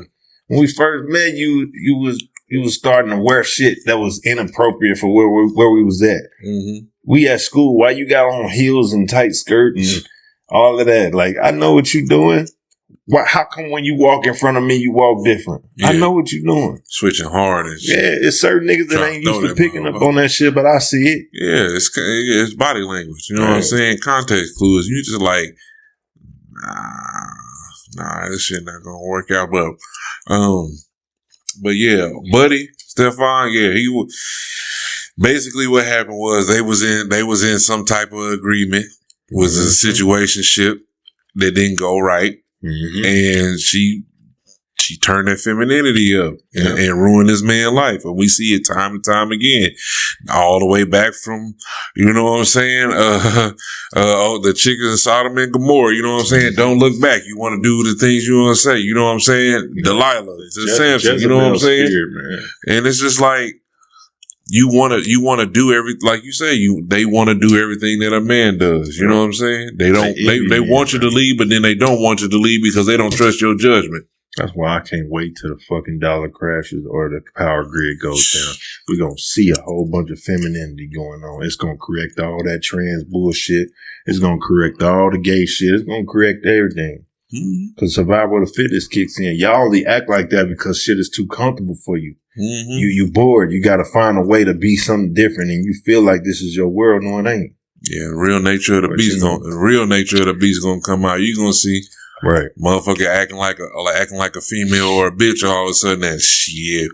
Motherfuckers ain't finna be acting like that. Motherfuckers gonna be real beastie when they come out here. Exactly, man. We're gonna switch up a little bit, man. You seen the Michael Jackson movie? I have. You haven't? No. Man, I'm going to. You gotta go see it. Look, I done seen it twice. You seen it twice? Twice. When I tell you, from a filmmaker's perspective, it's close to being a masterpiece. Right? That close?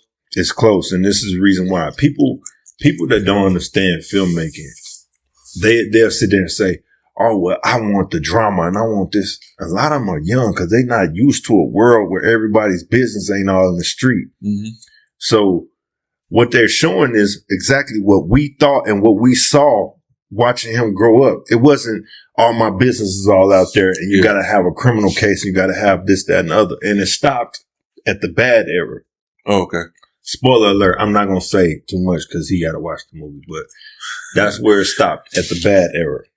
How the hell you going to spoil some shit that I done seen and grew up and watching history? But I'm just saying, we talking about the movie because it's showing shit that you don't know. It's not available for the public per se. Gotcha. But basically, it's showing from the perspective of a fan, because as a fan, this is how we looked at Michael Jackson from the public, but they let you behind the veil a little bit. Yeah. It's not showing, the people that hated him, the people that, you know what I mean? Because that shit came later.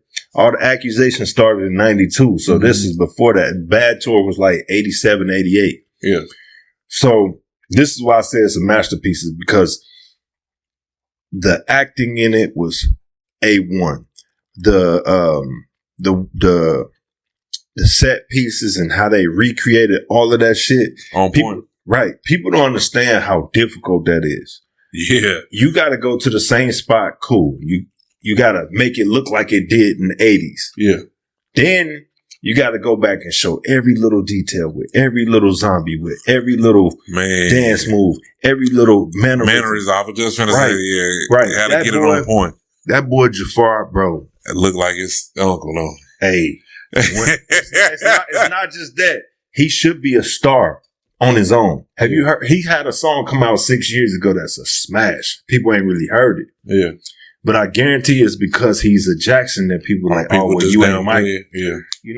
But it's a great song. Like, I forgot what it's called, but he's in like Rio dancing and shit. The boy got the natural dancing talent. Yeah. He got everything. And I'm like, people always running to jump and hate on some shit. This is Antoine Fuqua. When has he had a bad movie? Mm-hmm. This the nigga that did Training Day. Yeah. So it was given to somebody that knew what the fuck he was doing, that's old enough to understand the culture. Yeah. And somebody that's skilled enough to pull it off. And somebody that's truly, truly black and truly a fan. So for the people that's like, oh, I think they need to put the rape cases in. I'm like, why? Bro, okay, it's part of his life, fine. But he was found not guilty. Yeah. He was exonerated twice. All right? I don't care what documentary Oprah hoe ass, devilish ass put out. That don't matter. What happens is they went into this dude's compound. They went on his property, his ranch, and they went through every tape, every nook, every cranny, even searched his body naked, did all of that, took pictures of him, everything. Not one single piece of evidence was found. And even the kids were saying that it wasn't there. Right. And even the woman, the Spanish lady that brought her son over there, she was doing that to other celebrities too. Pretending like this boy was sick. She had sued, I think, her job or something years prior. So she was living off of that at the time. And then she started saying, oh, he's sick, and trying to get him in these spots with these celebrities. That's the truth. Y'all need to do y'all research before y'all start throwing that jacket on dude. Mm-hmm. And this is how you know. Michael Jackson, on record, has given $500 million of his own money. All right. On record. Now, there's some people that say he's given over $1 billion of his own money. If you're going to do that, and you're going to make your whole house a theme park, and you call it Neverland, people forget what Peter Pan was about. Mm-hmm. He was about keeping boys away from predators. He was about saving the children. Yeah. The children. Yeah. And people forget that. Like, why in the fuck would somebody do all of that? Give all his burn victim money to burn units. Why would he do all of that shit just to go and touch on the kid? It doesn't make sense, bro. Yeah, because he was She was hitting bad bitches. Yeah. Hey, they were just showing like video clips and stuff because people was trying to put that jacket on them. Yeah. And how many video clips like behind the scenes or little video clips, and he was like talking to females and stuff. Yeah. He's like, hey, Mike, can I come in here? Yeah, you come here. I'll show you a little more. Yeah, more than that. You know what I'm saying? Yeah, Mike was all about the women and black women too. Yeah, black and white. Yeah, what he call them fishes. Yeah, fish and stuff like that. Yeah, it's a good fish. Yeah, Mike was on fish. Shit. And Mike was on that ass because Diana, she turned him out, man. It's another thing too, right? That part they left out the movie because Diana didn't want to be implemented in her bullshit. Mm-hmm. All right. Diana Ross was grooming that dude. She was 13, 14 years older than Mike? I think so. She was grooming Mike. Like she met him as a little ass kid. Dirty Diana was about her. Yeah. She grew him into it, but he was a man's woman. You know what I mean? Mm-hmm. Like he was about women. I will say that because a lot of different celebrities have spoke on that. You know what I'm saying? Right. A lot of people have said certain things, but it makes sense when you get older of him saving these children versus having them out there because I think motherfuckers done tried him. Yeah. Them Jewish motherfuckers done tried him. I think so. We know it's cool. You can blurp it out or whatever, bleep it out or whatever, but they done tried them. You know what I'm saying? And and that's another thing, man. Mike, only thing I hold against him kind of is trying to convince us that some of them kids was part black. I'm like, bro, stop. Stop. Like, knock it. He's about Blanket. Now, Blanket might be. He said Blanket look like he got some Jackson feet. He might be. Yeah. But Harrison, Prince, like, come on, bro. Yeah. Nah. They was adopted, white, bro. They white, yeah. Them white kids. Stop white. And the whole vitiligo thing, what people fail to realize is there's actual pictures of Michael Jackson's face that's partially all the way white. Like, all the way white. All he was doing, once he figured out that he couldn't wear darker makeup, he was trying. That shit kept coming off while he performing and sweating. Yep. So what he did was he just said, forget it. He was going to go with the white makeup because that shit stays better. And after a while, it started evening out. And through sun exposure, it got brighter and brighter and brighter. So he had to keep changing the makeup that he was using. That's how he became so white. Now, his nose, he changed his nose because he thought that it looked better. You know how they thought back in the 80s. They was like, oh yeah, anti-Negro nose and shit like that. This looks better. Everybody was doing that. Most of the siblings did it. Right. And what he did was once his nose collapsed, he had to keep having nose surgeries, and that shit just kept disappearing, getting smaller and smaller. He had 2 surgeries on his own where it was like, He straightened it. Everything was cool at first. That's that Thriller nose. Mm-hmm. And then after a while, he made it skinny and more pointy, trying to make it look like Peter Pan from the books. Yeah. And then his nose started to collapse. But once he take off the sides, they started stitching down it even more and more. Yeah. And then his nose collapsed. So he had to have more surgeries. And Mike had a lot of surgeries to his head. What people don't know is he had a balloon implant in his head to keep his head formed the same way. So he could put wigs and shit like that in. Damn, I didn't know that. Yeah. He was in constant pain because he got burned right on his nerves. Yeah. So what people don't understand is that type of pain don't really go away. That shit stays. Yeah. That's why neuropathy. Yeah, that shit is fucked up. Yeah. Yeah. I love the fact they actually showed all that shit in detail. If I'm nitpicking being a fan, for people that don't know, my second album was called Thriller. So I was a huge Michael Jackson fan. But what was I about to say? Oh, if I'm nitpicking, they used the wrong shirt on Beat It for some of the dancing. Yeah. They used the wrong shirt. That's the only thing. Everything else was on point, bro. Maybe they could have recreated the shirt. Yeah, you could recreate the shirt. They had one shirt right, but when he was actually doing the dance, they used the wrong shirt. And I thought the Thriller backup dancers was on point.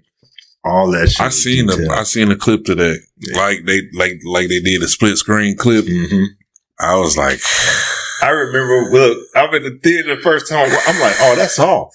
That's off. I'm watching it. And then he stops. He's like, hold on, can we change something? I'm like, okay. And then he went back in. It was perfect. Yeah, I'm like, okay. Yeah, because it was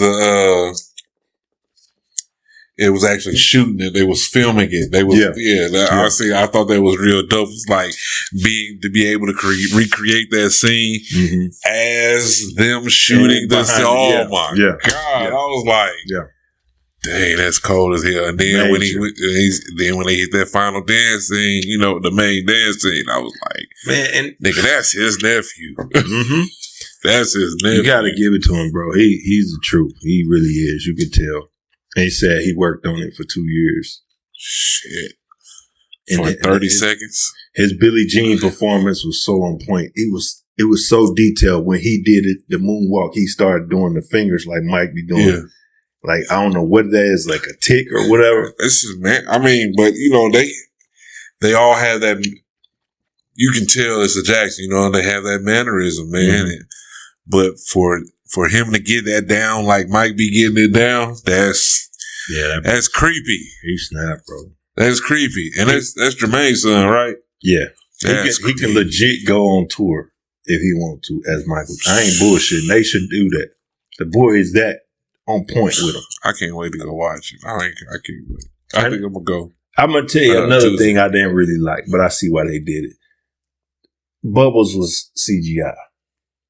Oh yeah, because they didn't want to deal with a real animal. Yeah, I mean, but his scenes though is like you can get a real animal to do that. Oh yeah, all you got to do. It wasn't like prominent, right? And I'm like, it's cool, but I would have had a real chimp for some of these parts. Yeah. You know. But other than that, bro, it's so accurate. And the dude that played Joe, that nigga just like Joe. Only thing is he taller than Joe, but that's it. Just like him, bro. Did they do the Leave Me Alone video in it? No. Okay. No. They stopped right at the first bad song. Okay. Yeah. So yeah, we didn't get Remember the Times or nothing like that. No, nothing like that. And they said at the end the story continues, so it should be a part 2. Oh, okay, that's dope. They probably just wanted to see how it was going to carry on. I mean, but even then, if they started from right there and go all the way to Invincible, it's still going to be the 90s. You know, that's going to be lit. Like, dude, 50 years in the game. So they went all the way from 40 something years. They went all the way from the beginning. Gary, all the way. Oh, okay. Yeah, I'm gonna go see that. How long is the movie? 2 hours and 15 minutes. That's what I'm talking about. Now, see, I thought before it ever came out, I swear to God, I was on the panel. I'm like, dude, if they're gonna do a Michael Jackson movie, it's got to be 4 hours plus. Because his whole life is so much, and they left out shit. Like they left out the Dancing Machine era. Oh yeah, all the Motown shit. They kept a lot of the Jackson 5 shit in there. Okay. Like they showed a victory tour, stuff like that. But I thought they should have show the development of man. Like he went from kid to off the wall era. Oh yeah, so yeah, they skipped all the ABC era and shit like that. Well, they kept that in there. Okay, you talking about they skipped all of the older teenage.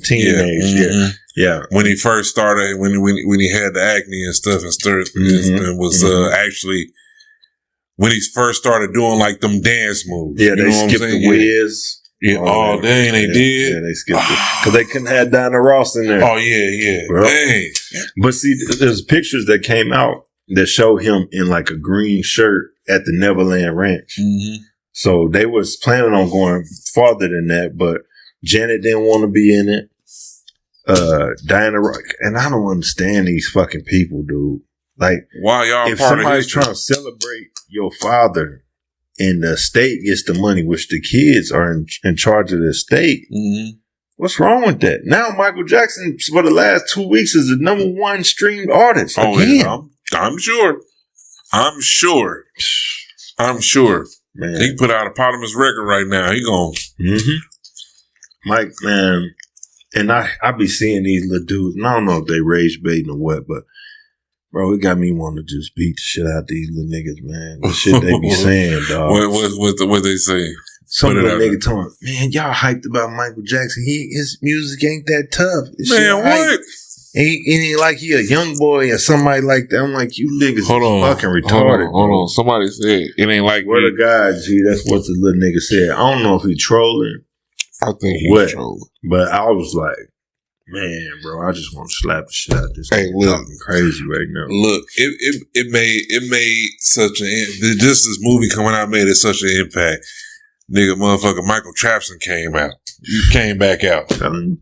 You know what I'm saying? Tell him. Now look, what would you say is Mike's greatest album, his best album? Not greatest, but his best album to you, like musically. That's a hard one. Because I like different songs from different albums, but music, like... You're talking about body of work, the whole project. Off the wall.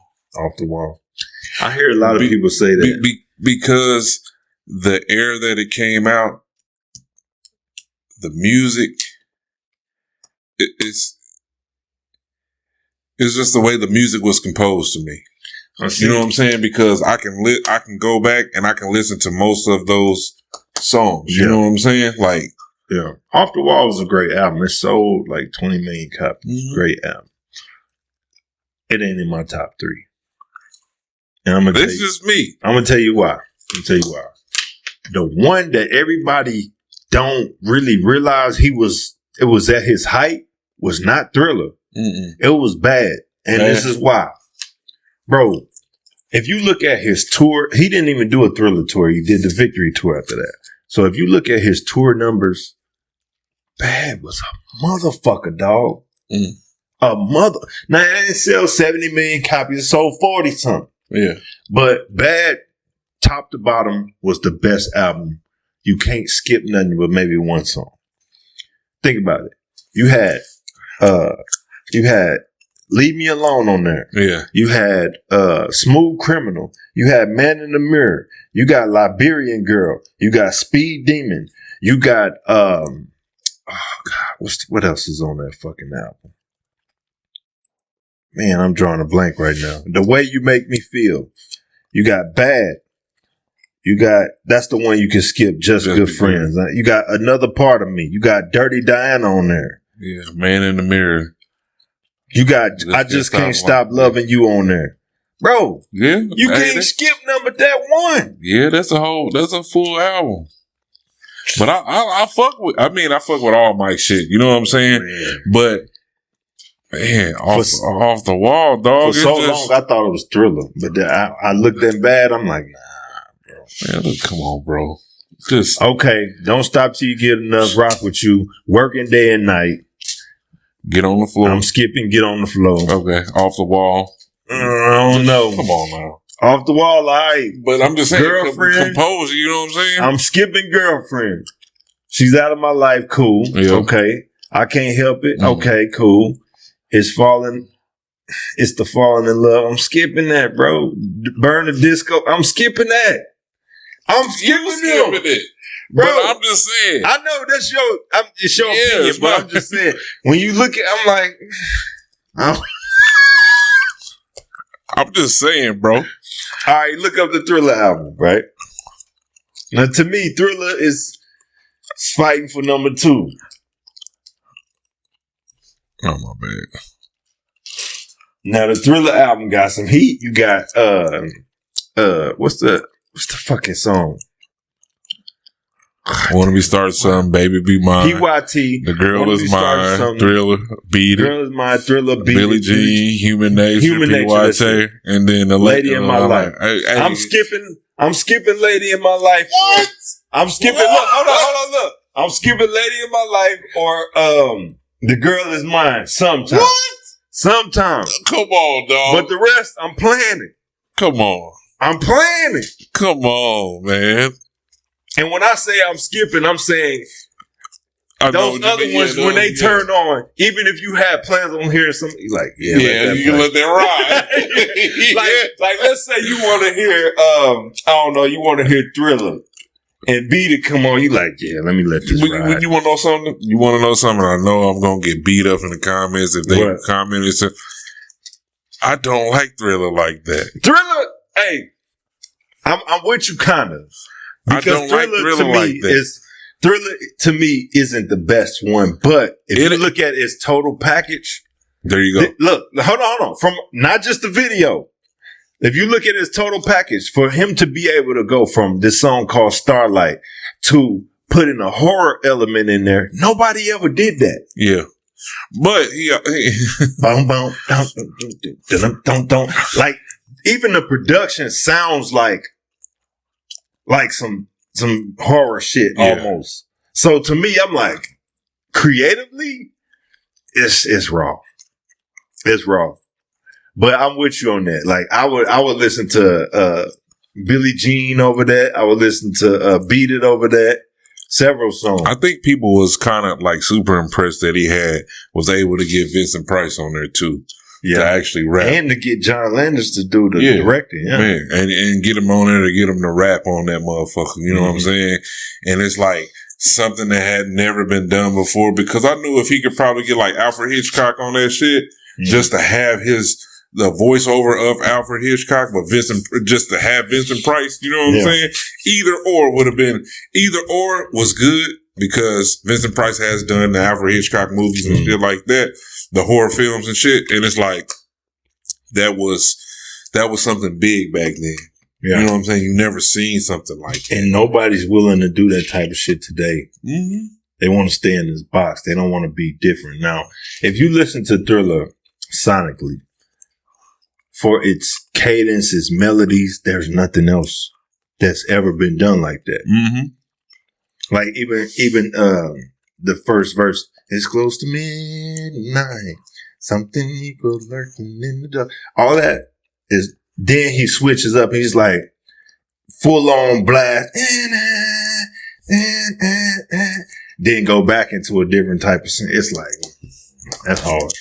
I just think that, I'm with you, bro. When you first hear it, you like, it's all right. I ain't skipping Thriller, no. Hey. And it's a timeless Halloween song. That's it.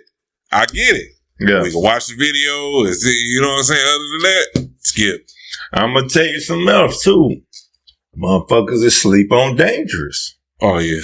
Dangerous got Jam on there. You got In the Closet. You got Remember the Time. You got Black or White. You got Who Is It? You got Heal the World. What's the I'll Be There? That Free Willy song. Damn. You got hella shit on Dangerous. You got Dangerous. Why You Wanna Trip on Me was alright. You got Can't Let Her Get Away. That was hard. Dangerous is hard. Give In to Me. I forgot about Give In to Me.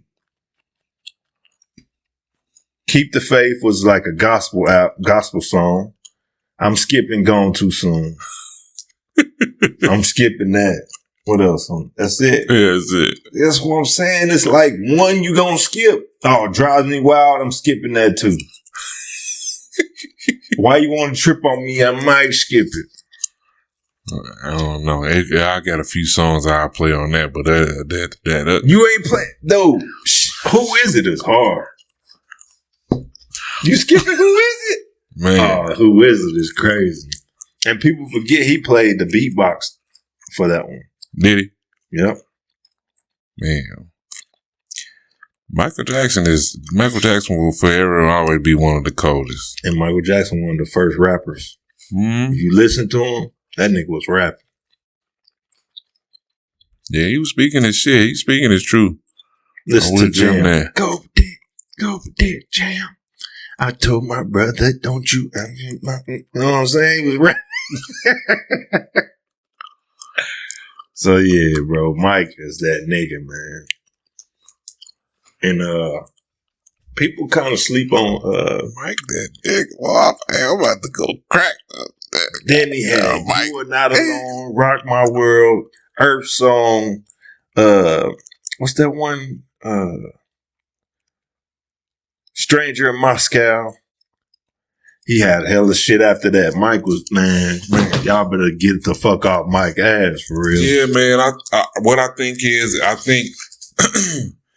think everybody got so used to seeing or used to looking for a villain in everybody and not being able to accept the fact that, motherfuckers can be good celebrities or good, heroes or good people, period. You know what I'm saying?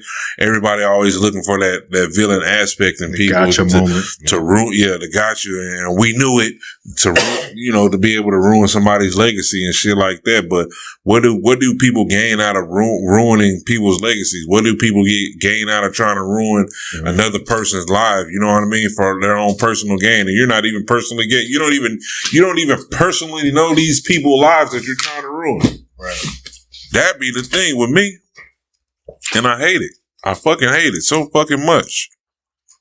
But I don't know. It's just it's yeah, bro. It's I'm in a loss for words because the more I think about it and shit, man, especially with somebody like Mike. You know what I'm saying? As many people's lives as he's touched, as many children's lives as he's touched. Pause, no pun intended. You know what I'm saying? I'm talking about like how many times we got to see it live, nigga. Like we grew up in the era to get to see a kid come up on stage and shit and then pass the fuck out. Yeah. Getting carted off the stage. You know what I'm saying? You like, man, how somebody pass out from seeing somebody? They had 6-7 ambulances there at this concert. And we not talking about no concerts with a bunch of seats in the stands. These motherfuckers is from the tip top all the way up to the stage, packed so like shoulder to shoulder type concerts. Yeah. It was stadiums. Y'all don't understand that level of celebrity because y'all celebrities easy to access. It's easy to go see them or what they doing today. Michael Jackson would pop out every 3-4 years. Man. And when he come out, nigga, it's like a bomb to been let off. Like, man, hey, nigga, Mike here. Like everything shut down. Like the Olympics. Yeah. Bigger than the Olympics most times. You know what I'm saying? Like, could you imagine being in a car going to a motherfucking concert trying to get home? Man, that'll be crazy. Fuck that. I'm staying. You got 100,000 people out here. More than that. Because remember, been out here for days. Yeah, look, remember how packed the inside was, but how many people was on the outside just to look, just to be able to look over the fence just to see him. Just to see him, yeah. That level of fame, bro, we ain't never gonna see that again. Man, hell no. And that level of work ethic, that's why I got so much respect for his nephew. For him to work at it for 2 years before the movie even start, for him to put his life on hold and dedicate everything to doing his uncle justice. Come on, man. How can y'all shit on that? People don't understand how difficult it is to shoot a movie, let alone a movie like that where you got to recreate all of that greatness. Yeah, and that's some big shoes to fill, dog. Hell yeah, it is. Hell yeah, it is. That's some big shoes. The biggest of shoes. Yeah, because I shit a brick trying to motherfucking. You can't moonwalk. You can't not fuck up a moonwalk. You can't fuck up a spin. You know what I'm saying? It's like to know. You know what I'm saying? To know the things that he doing. You just like, man, you got to come natural. You know what I'm saying? And it's a lot of street performers that get super close to doing exactly what that nigga done. You know what I'm saying? Like, so I remember when, like that video, They Don't Care About Us. I'm like, But over time, you realize how much music has gone downhill. You're like, man, that was greatness. Mm-hmm. That was greatness. But we didn't appreciate it because we used to him doing such over the top, crazy ass, like big productions. And when he did that, I was like, all right, this cool, Mike. Even You Rock My World, that grew on me. When I listen to it now, it's the shit, bro. Mm-hmm. Even back then, it was the shit. But when I first heard it, I'm like, all right, it's cool. I can appreciate the later years, Mike, because we hadn't seen him for a long time, and then they tried to crucify him, but then he came out, and he was starting to catch that momentum again, and he was like, man, finally, you know what I'm saying? You rock my world, and you get butterflies, and you start seeing it, you like, damn, this nigga, you know what I'm saying? This nigga, and it's, we ain't gonna ever get that again, man. Even when somebody like Chris Brown does his things, it's like, yeah, but Chris is still in a box, bro. Yeah. Man. Chris ain't never stepped outside and just did some wild shit just to say, hey, this is the new trend. This is what y'all finna follow. And I think that's what's holding him back. Yeah. You know. Chris Brown a good artist, but I'm saying he'll never be a Mike. No. I don't think we'll ever get another Mike, maybe. No, hell no. Bro, because too many things gotta be perfect. You gotta have somebody that introduces you to something and make you great as a little child. Mm-hmm. Then you gotta be able to say, have that teenage era and fight through all of that. And you got to be able to be somebody that break down racial barriers like he did with the Billie Jean video, getting it on MTV and all of that. Then you got to have people back buying albums. Yeah. You know, Thriller, 110 million copies? Bro, what? 110? Come on, man. That's unfathomable. How many times Michael Diamond? He went diamond with every album, I think. Let me see. Because that's wild.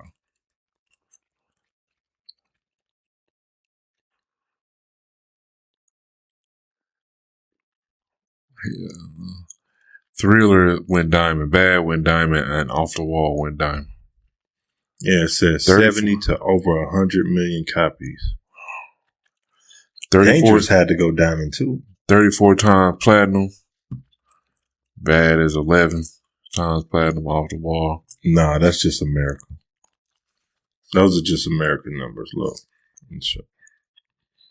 When it says right here, Michael Jackson Thriller, best-selling album of all time, exceeding 70 million to over 100 million copies.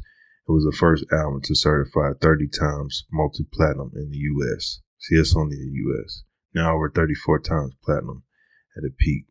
Sold 1 million copies weekly, driven by hits. That's crazy. 1 million copies a week. And then this dude went and bought the Sony ATV catalog. Mm-hmm. People think, oh, he bought the Beatles. No, nigga. The Beatles was just a small portion of that. Yeah, I know, right? This nigga bought so many different artists, including Eminem. Yep. Yeah, when he made that diss. Yeah. Eminem made that diss. He was like, yeah, let me get that. Mm-hmm. He bought everybody's shit. What he did was he went to check and see if he owned Eminem. He didn't even know. Yeah. Yeah. Come on, bro. Mike, y'all got to stop that disrespect, bro. And you got to think about it like this, too. Mike at his peak that was before my time. So I'm not saying it because, I'm an old head and this is no, that's before my time at his peak. Yeah. I wasn't alive when Thriller came out, so. That's crazy to say. Ain't that crazy to say? What? Nigga, we wasn't alive when Thriller came out. No, we wasn't. I know. We had years before that. Before we was born. But still, like, we understood. Oh, man. I was just having this discussion with somebody the other day. Couple of dudes from St. Louis. They was from St. Louis, and I asked them, did they know who Murphy Lee was? And they was like, no. And I was like, dang, y'all know who Murphy Lee is? No. Maybe if we seen him. But I had a discussion with them and some other people. I was saying, the difference between people nowadays and how we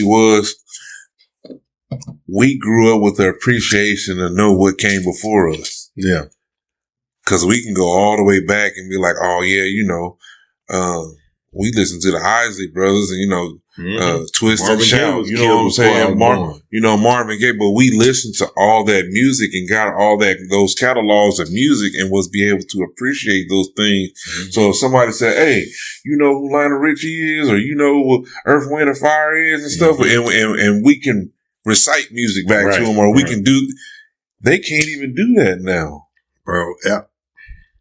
That's why they so tough on Mike now. Oh man, y'all ain't pressed about it. Y'all wasn't even there we wasn't there when it was peak time, but when we were born, we grew into it because it's like, it was something that overlasts. And then it's like, dang, hey, look at this greatness from here.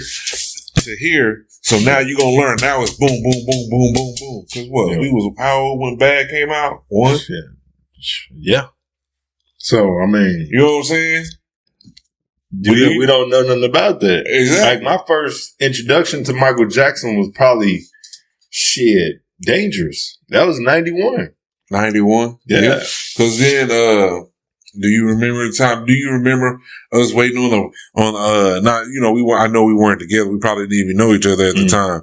But do you remember like having world premieres? Having to sit up and wait for those world premieres. Right. I remember when the black and white video first came out. And it was a big deal. Everybody was watching. I'm watching the Macaulay Culkin scene. And then all of a sudden that shit just changed. You like, nigga. And then I was telling somebody this not that long ago, but it's real hard to find the original video of that. Because at that time they was mad because he was breaking windows with KKK on it. And breaking windows that had all these racial slurs on it. And everybody was like, you teaching kids to be violent and all this shit. I'm just like, bro, he's saying fuck these things. Yeah. And he came in as a Black Panther, which was dope. They changed that all the way. Yeah. You can't even see the original no more. Now you see, you know, where they show the ones with Tyra Banks and all the yeah, I seen this shit. I found a new Mandela effect too. Let me ask you this: what's bigger, a jaguar or a leopard? A jaguar or a leopard? What's bigger? Yeah.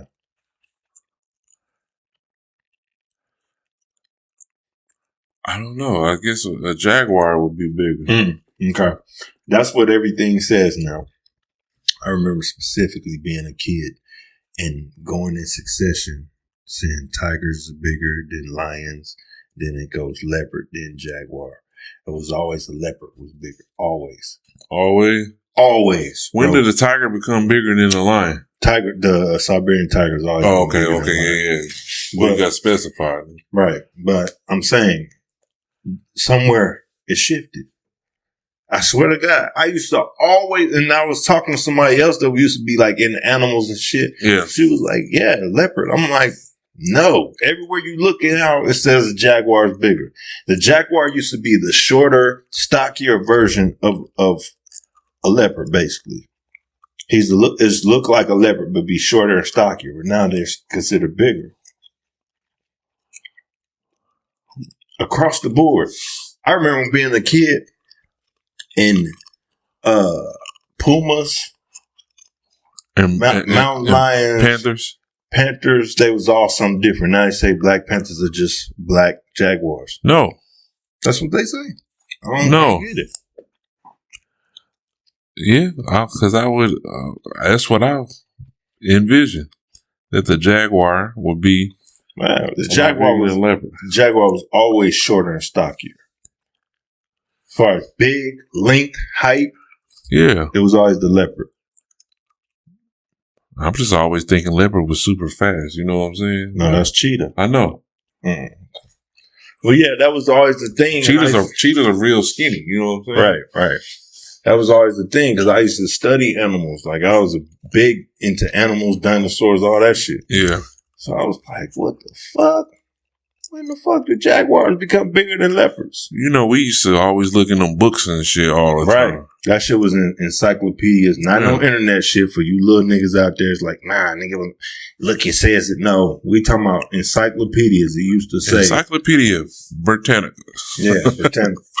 Used to actually have leopards as bigger than jaguars. But now all of a sudden, jaguars are bigger than leopards. You know, it's crazy because we used to look up paw sizes all the time. What was big? What animals had bigger paw sizes and shit? Bears and all the way down. And I remember when I figured out what a puma was. I thought it was a house cat for a long time. No, like a type of a house cat. I just found out they all the same animal. Mountain lions, pumas, cougars, all the same animal. Yeah. Like what? And when I was a kid, what is it? Yeah, they all this. When I was a kid, a Black Panther was its own animal. Mm-hmm. Now all of a sudden they saying they just black jaguars. That's not right. That's what I'm saying. I don't know what the fuck going on. Man, you remember doing super munchers and stuff? Mm-hmm. And they was all separate animals. Yeah. You know what I'm saying? Yeah. That's what I'm saying. How did it change? Yeah, that was throwback like a motherfucker, wasn't it? Super Muncher was a shit. You get done with your work, you go play Super Muncher about 5 minutes. Yeah. Be done quick as shit. Be racing to get over there. Man. Gotta beat Shelly or Amber to...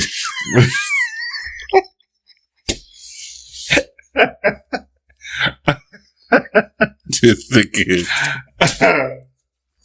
On everything. Super Munchers. Nah, Super Munchers shit. Almost every few years I go try to find that shit, get it on my phone or the computer. Man. It'd be whack. They only show number munchers. That's whack. Yeah, man. Nostalgia, bro. Mm-hmm. Nostalgia is a motherfucker. That's why I say when people be talking that Prince shit, I'm like, man, Prince was that nigga, but shit. Yeah. Mike was on another level to me. I don't know. I like them both. I like them both too. I just think Mike is I think step above. Yeah, I will give him that. Prince is right there though. You know what I'm saying? But beast, as far as you know, they're both very musically inclined, and I'll never take nothing from either one of them. And let me ask you this: how many timeless albums did Prince have? Prince? Yeah, I think he got a few of them. I think he got 2. Yeah. I think he got 2 albums that's like, yeah, that's the shit. Those are the shit. The rest of them, like, all right. That's good. I think a lot of shit Prince comes from him writing a lot of songs for a lot of people too. I think Usher got more great albums than Prince.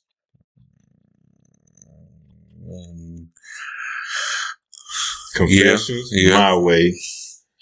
Or is it 8701? 8701. My Way was iffy though. Man, what? Yeah. My Way had Nice and Slow, You Make Me Wanna, My Way. What else was on there? Exactly. Nigga, but them smashes. Oh, Prince had a lot of albums. God damn, this nigga had a lot. Bro, Prince had a lot of albums. 2 great albums. Damn, nigga, calm down. Yeah, man. All right. Prince had 2 good albums. I'm sorry. And I hate to be blasphemous because I know he one of the greats, but to me, this like comparing Tupac to Biggie, bro. Biggie had 2 great albums. Pac had about 15 shit. You stupid as hell. Yeah. I'm exaggerating. I'm gonna say, nigga, goddamn. Nigga, Pac had what? Apocalypse. That was horrible. It was. I ain't gonna say horrible, but it was alright.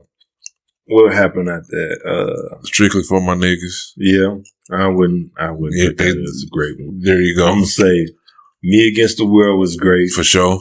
All Eyes on Me was a double album. Machiavelli was great. Yeah, don't you dare say Machiavelli. I said Machiavelli was the shit, nigga.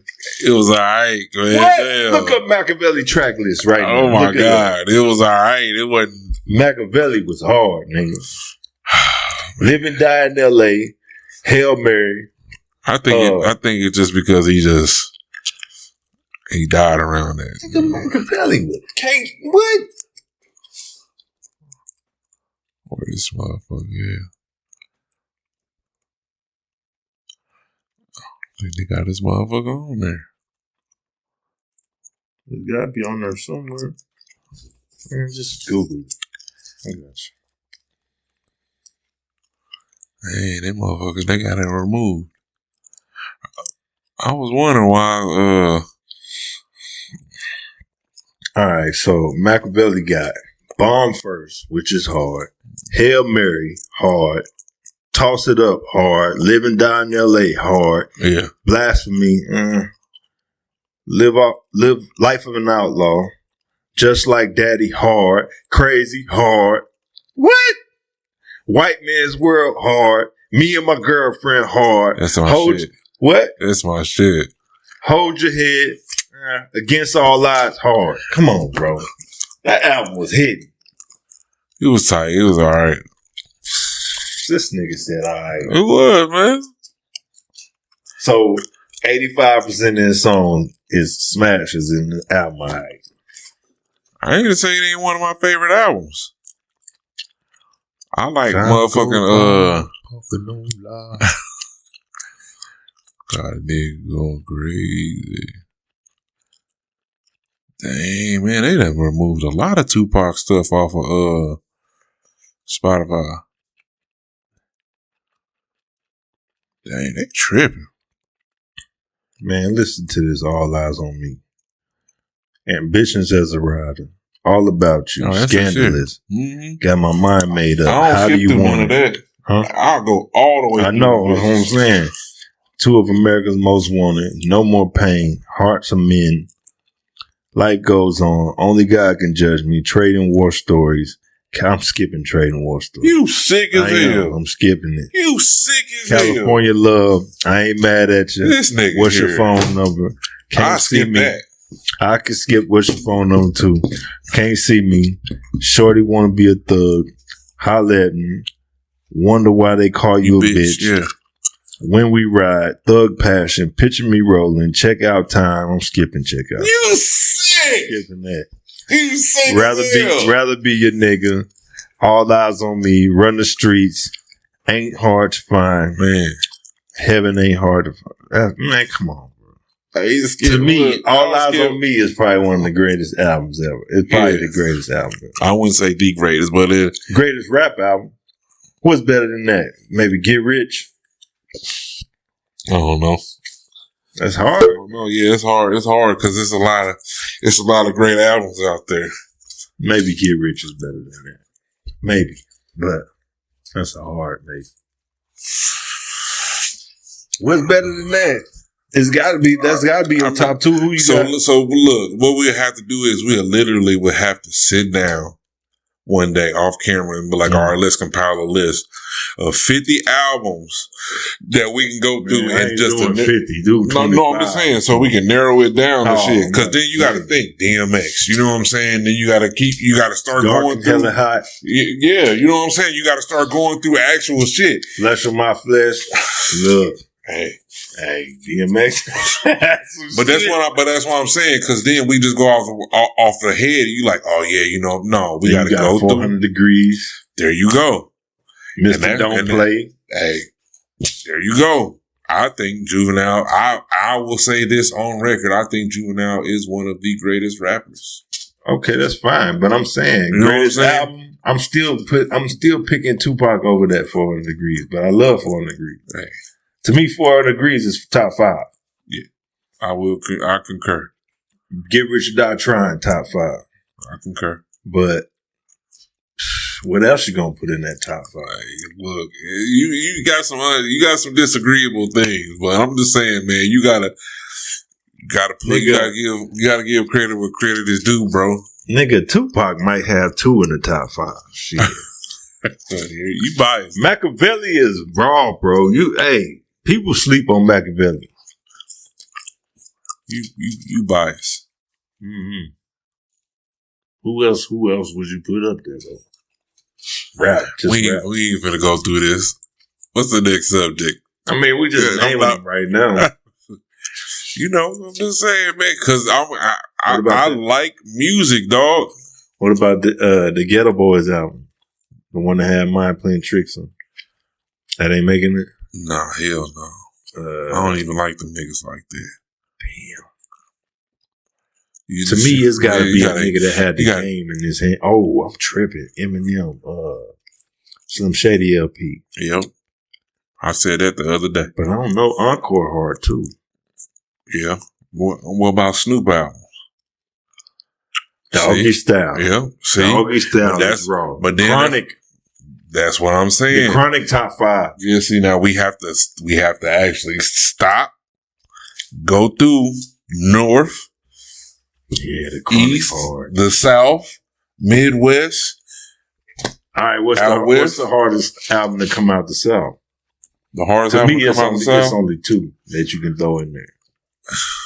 I'm going to say 400 Degrees and the Carter 3. To me, them the only 2. And And one of the greatest? Who else you got come out the South? Man, what? Outkast? Outkast? Yeah. What? Southern which Playalistic? Cadillac Music? No, not that one. Not that one. You talking about AC Aliens? No, I'm talking about the one that had the two sides. Oh, it's talking about Speaker Box and Love Below? Yeah. Man, they ain't touching that other shit, man. No, bro. Speaker Box and Love Below had some shit. It did, but man, no. You talking about classic. I was thinking about one artist, not a group. You going on? No. It could be a group. I just wasn't thinking about a group. Wow, I'm finna say, because I mean, like, literally, bro, it's so many albums that's bodies of work, that's out that deserve that, man. That's why I say 50, because it's when we start naming them shit's gonna start. I know bro. It's somebody I'm forgetting. It got to be somebody in the South I'm forgetting. You don't think T.I. had a classic album? T.I. got some classics, but they not top. You know what I'm saying? When I'm thinking about top albums, I'm thinking top 25, top 50. You don't think Ludacris? No? Man. I'm going to just say that flat out. Because I'm just saying, you said somebody that had the game on, you know what I'm saying? Like, hey. But them dudes, they never had the game in their hand like that. Think about it. Them niggas was all fighting for a spot. Like, for example, Nelly Country Grammar. At that time, nobody was fucking with Nelly. Yeah. Country Grammar. And he was being quoted in songs, too. You know what they say? Shit. What even Jay-Z quotes it. He said, niggas, what? Only niggas moving units is M, Pimp, Juice, and us. Yeah. So, I mean, and Nelly might have 2 albums.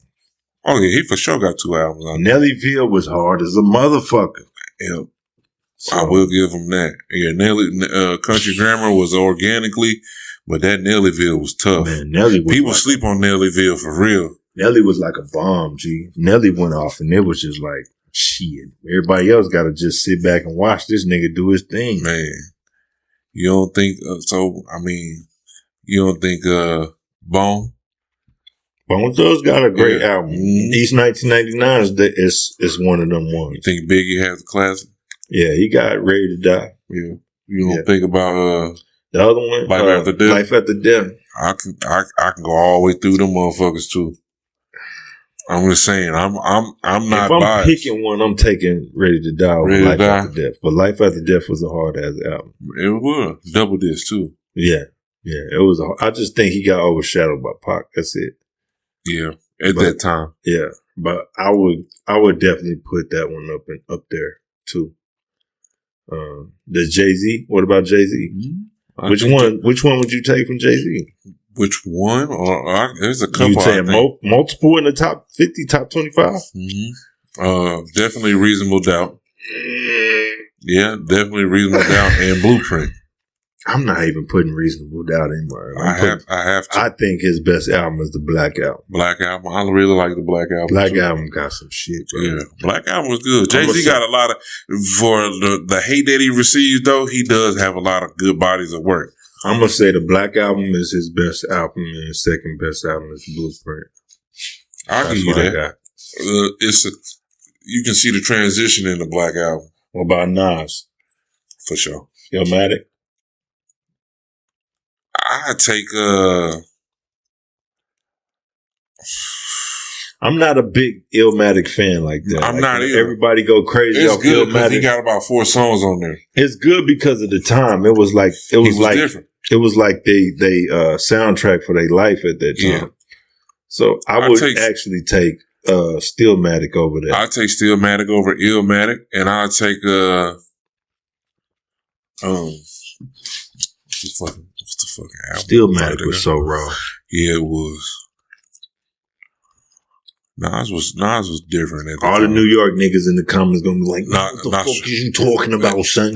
Nostradamus. I like Nostradamus. Nostradamus was good too, but I'm still taking Illmatic over Nostradamus.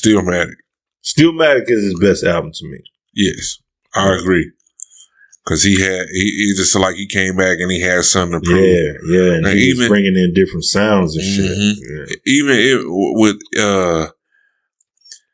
when It Was Written came out, it came out in 96 and they was trying to do the firm thing. You know what I'm saying? I think that kind of got like overshadowed with that because AZ was out doing his thing. Yeah. The firm, they were trying to do the firm. I think he was just trying to do too much right there. And then he tried to come back with. We got to get with BQ and do this. That's what I'm saying. I'm with BQ, he just, his ear is all south pretty much. Yeah, he a south ass nigga. Yeah, BQ you a south ass nigga, though. All south. I'm like, bro, you don't like nobody from nowhere. Oh, he did like some West Coast shit. Yeah, he was like, yeah. Hey, you gonna lie. You know, you gotta put Kendrick, Good Kid, Mad City in there. Yeah. No. Nigga. Listen, I was a kid, like before. So what you gonna put in there? Shit. No Kendrick album? No, I ain't saying no Kendrick album, but I'm just saying Kendrick got a lot of albums to me that I can actually go fucking to. I've been thinking To Pimp a Butterfly. No, fuck no. I'm talking about before then, like Section 8. Yeah. Fucking, to me, if Section 8 to me and Overly Dedicated. He said his best album is Damn, but I'm just hell no. I can't get with that shit. Nigga, Section 8 was that shit, nigga. I'm taking it. I'm taking Good Kid, Massive. I take Overly Dedicated. Cause I can go through this. I can go through this bitch all the way through. What about all the way through? America's Most Wanted? You ever heard that one? That Michael Jordan? No. Nigga, you need to listen to that one. What about America's Most Wanted? America's Most Wanted? Yeah. Cube. No, that's why I know. I'm just like, I don't know. No, man. I would go Death Certificate, man. That was a raw ass album. No. You don't think so? Cube might not have one. You don't think Cube got one? I fucking love Cube, but I don't know if he got one. Cube got songs. Nigga, Dre got two for sure. You think Dre got two? The Chronic and the Chronic 2001, they in there. For sure. You telling me one of them gonna be kicked out? I don't know. Well, what about Death Certificate? You fucking with that? But I'm skipping a lot of that shit, bro. Predator? Fuck no. You ain't fucking with it? Fuck no. Fuck no. Nigga, you might as well go change that one. That one got about 2 good songs. Nigga, I'll take the West Side Connection album over there. Now see, Dre flat out got 2 for sure. Think about it, bro. The first Chronic changed the game. Yeah. You can listen to it all the way through. Chronic 2001 came back and changed the game again. You can't skip shit on there. Yeah. So, yeah, I'm with you on that. I don't think Cube is good, but I don't think he got a whole class. I don't think he got a classic. He got songs, like, man. He got shit. That's what I'm just saying. He just got singles. He got songs. Yeah. And I know they're gonna tear our ass, try to tear our ass up. I don't give a fuck. Right. Hop on this bitch if you want to and get your ass ate up. Because you ain't no music historian, motherfucker. Cube got some of the rawest. Cube is that niggas. Some of the rawest verses you ever heard, and he ghostwrite for other niggas. So Cube has, or what about Straight Outta Compton? Oh, for sure. That makes it. Yeah. I would say it's top 20. What about Paid in Full? Talking about Rakim. Yeah. For sure. Yeah. Because that was very Rakim is innovative, especially with his rhyme pattern and cadence. Yeah. You know what I'm saying? Yes, I will give him that. Like, we gotta act like, I'm telling you, like, we have to go back from the 80s all the way through. What about LL Cool J? Bad. I'm just saying, hey. I'm gonna take not that one. Oh, you gonna take that I'm 90s LL in that Ice Cube range. Oh, you saying that? Oh no. Hey, what about that? What's the name? The Go album. That was good. I think the one that got Mama Said Knock You Out on it is the best album you got. Nigga, that whole album was dope. That's cool. That Mr. I ain't gonna lie. Who we missing though? That Mr. Smith was the shit though. What about nigga from the No Limit camp? Master P, Ghetto D. I knew he was gonna hit. I knew he was gonna touch on Master P. Hey, look. Young Bleed, My Balls and My Word was hard too. What's P's greatest album to you? Ghetto D, bro. Ghetto D. Not Ghetto Poses. Fucking nigga. I try to keep a straight face. Fuck nah. Ghetto D to me is his best Ghetto D? Yeah. You don't think so? Ghetto D is Master P's best album. And I love Ice Cream Man. I love I was just saying, man. The True albums, but yeah. Well, that's the group albums though. I'm saying shit. What he had before that, You don't think Snoop Dogg on No Limit got one? Fuck. No. Snoop best shit, nigga, was with Dre. And there was Doggy Style. Now that nigga had the game in his hand. True that. Yeah, we get into some music. We've been on here for a minute. I'm gonna chop this bitch up. Let y'all know what it is. This is the Black Room Experience, and we are gone.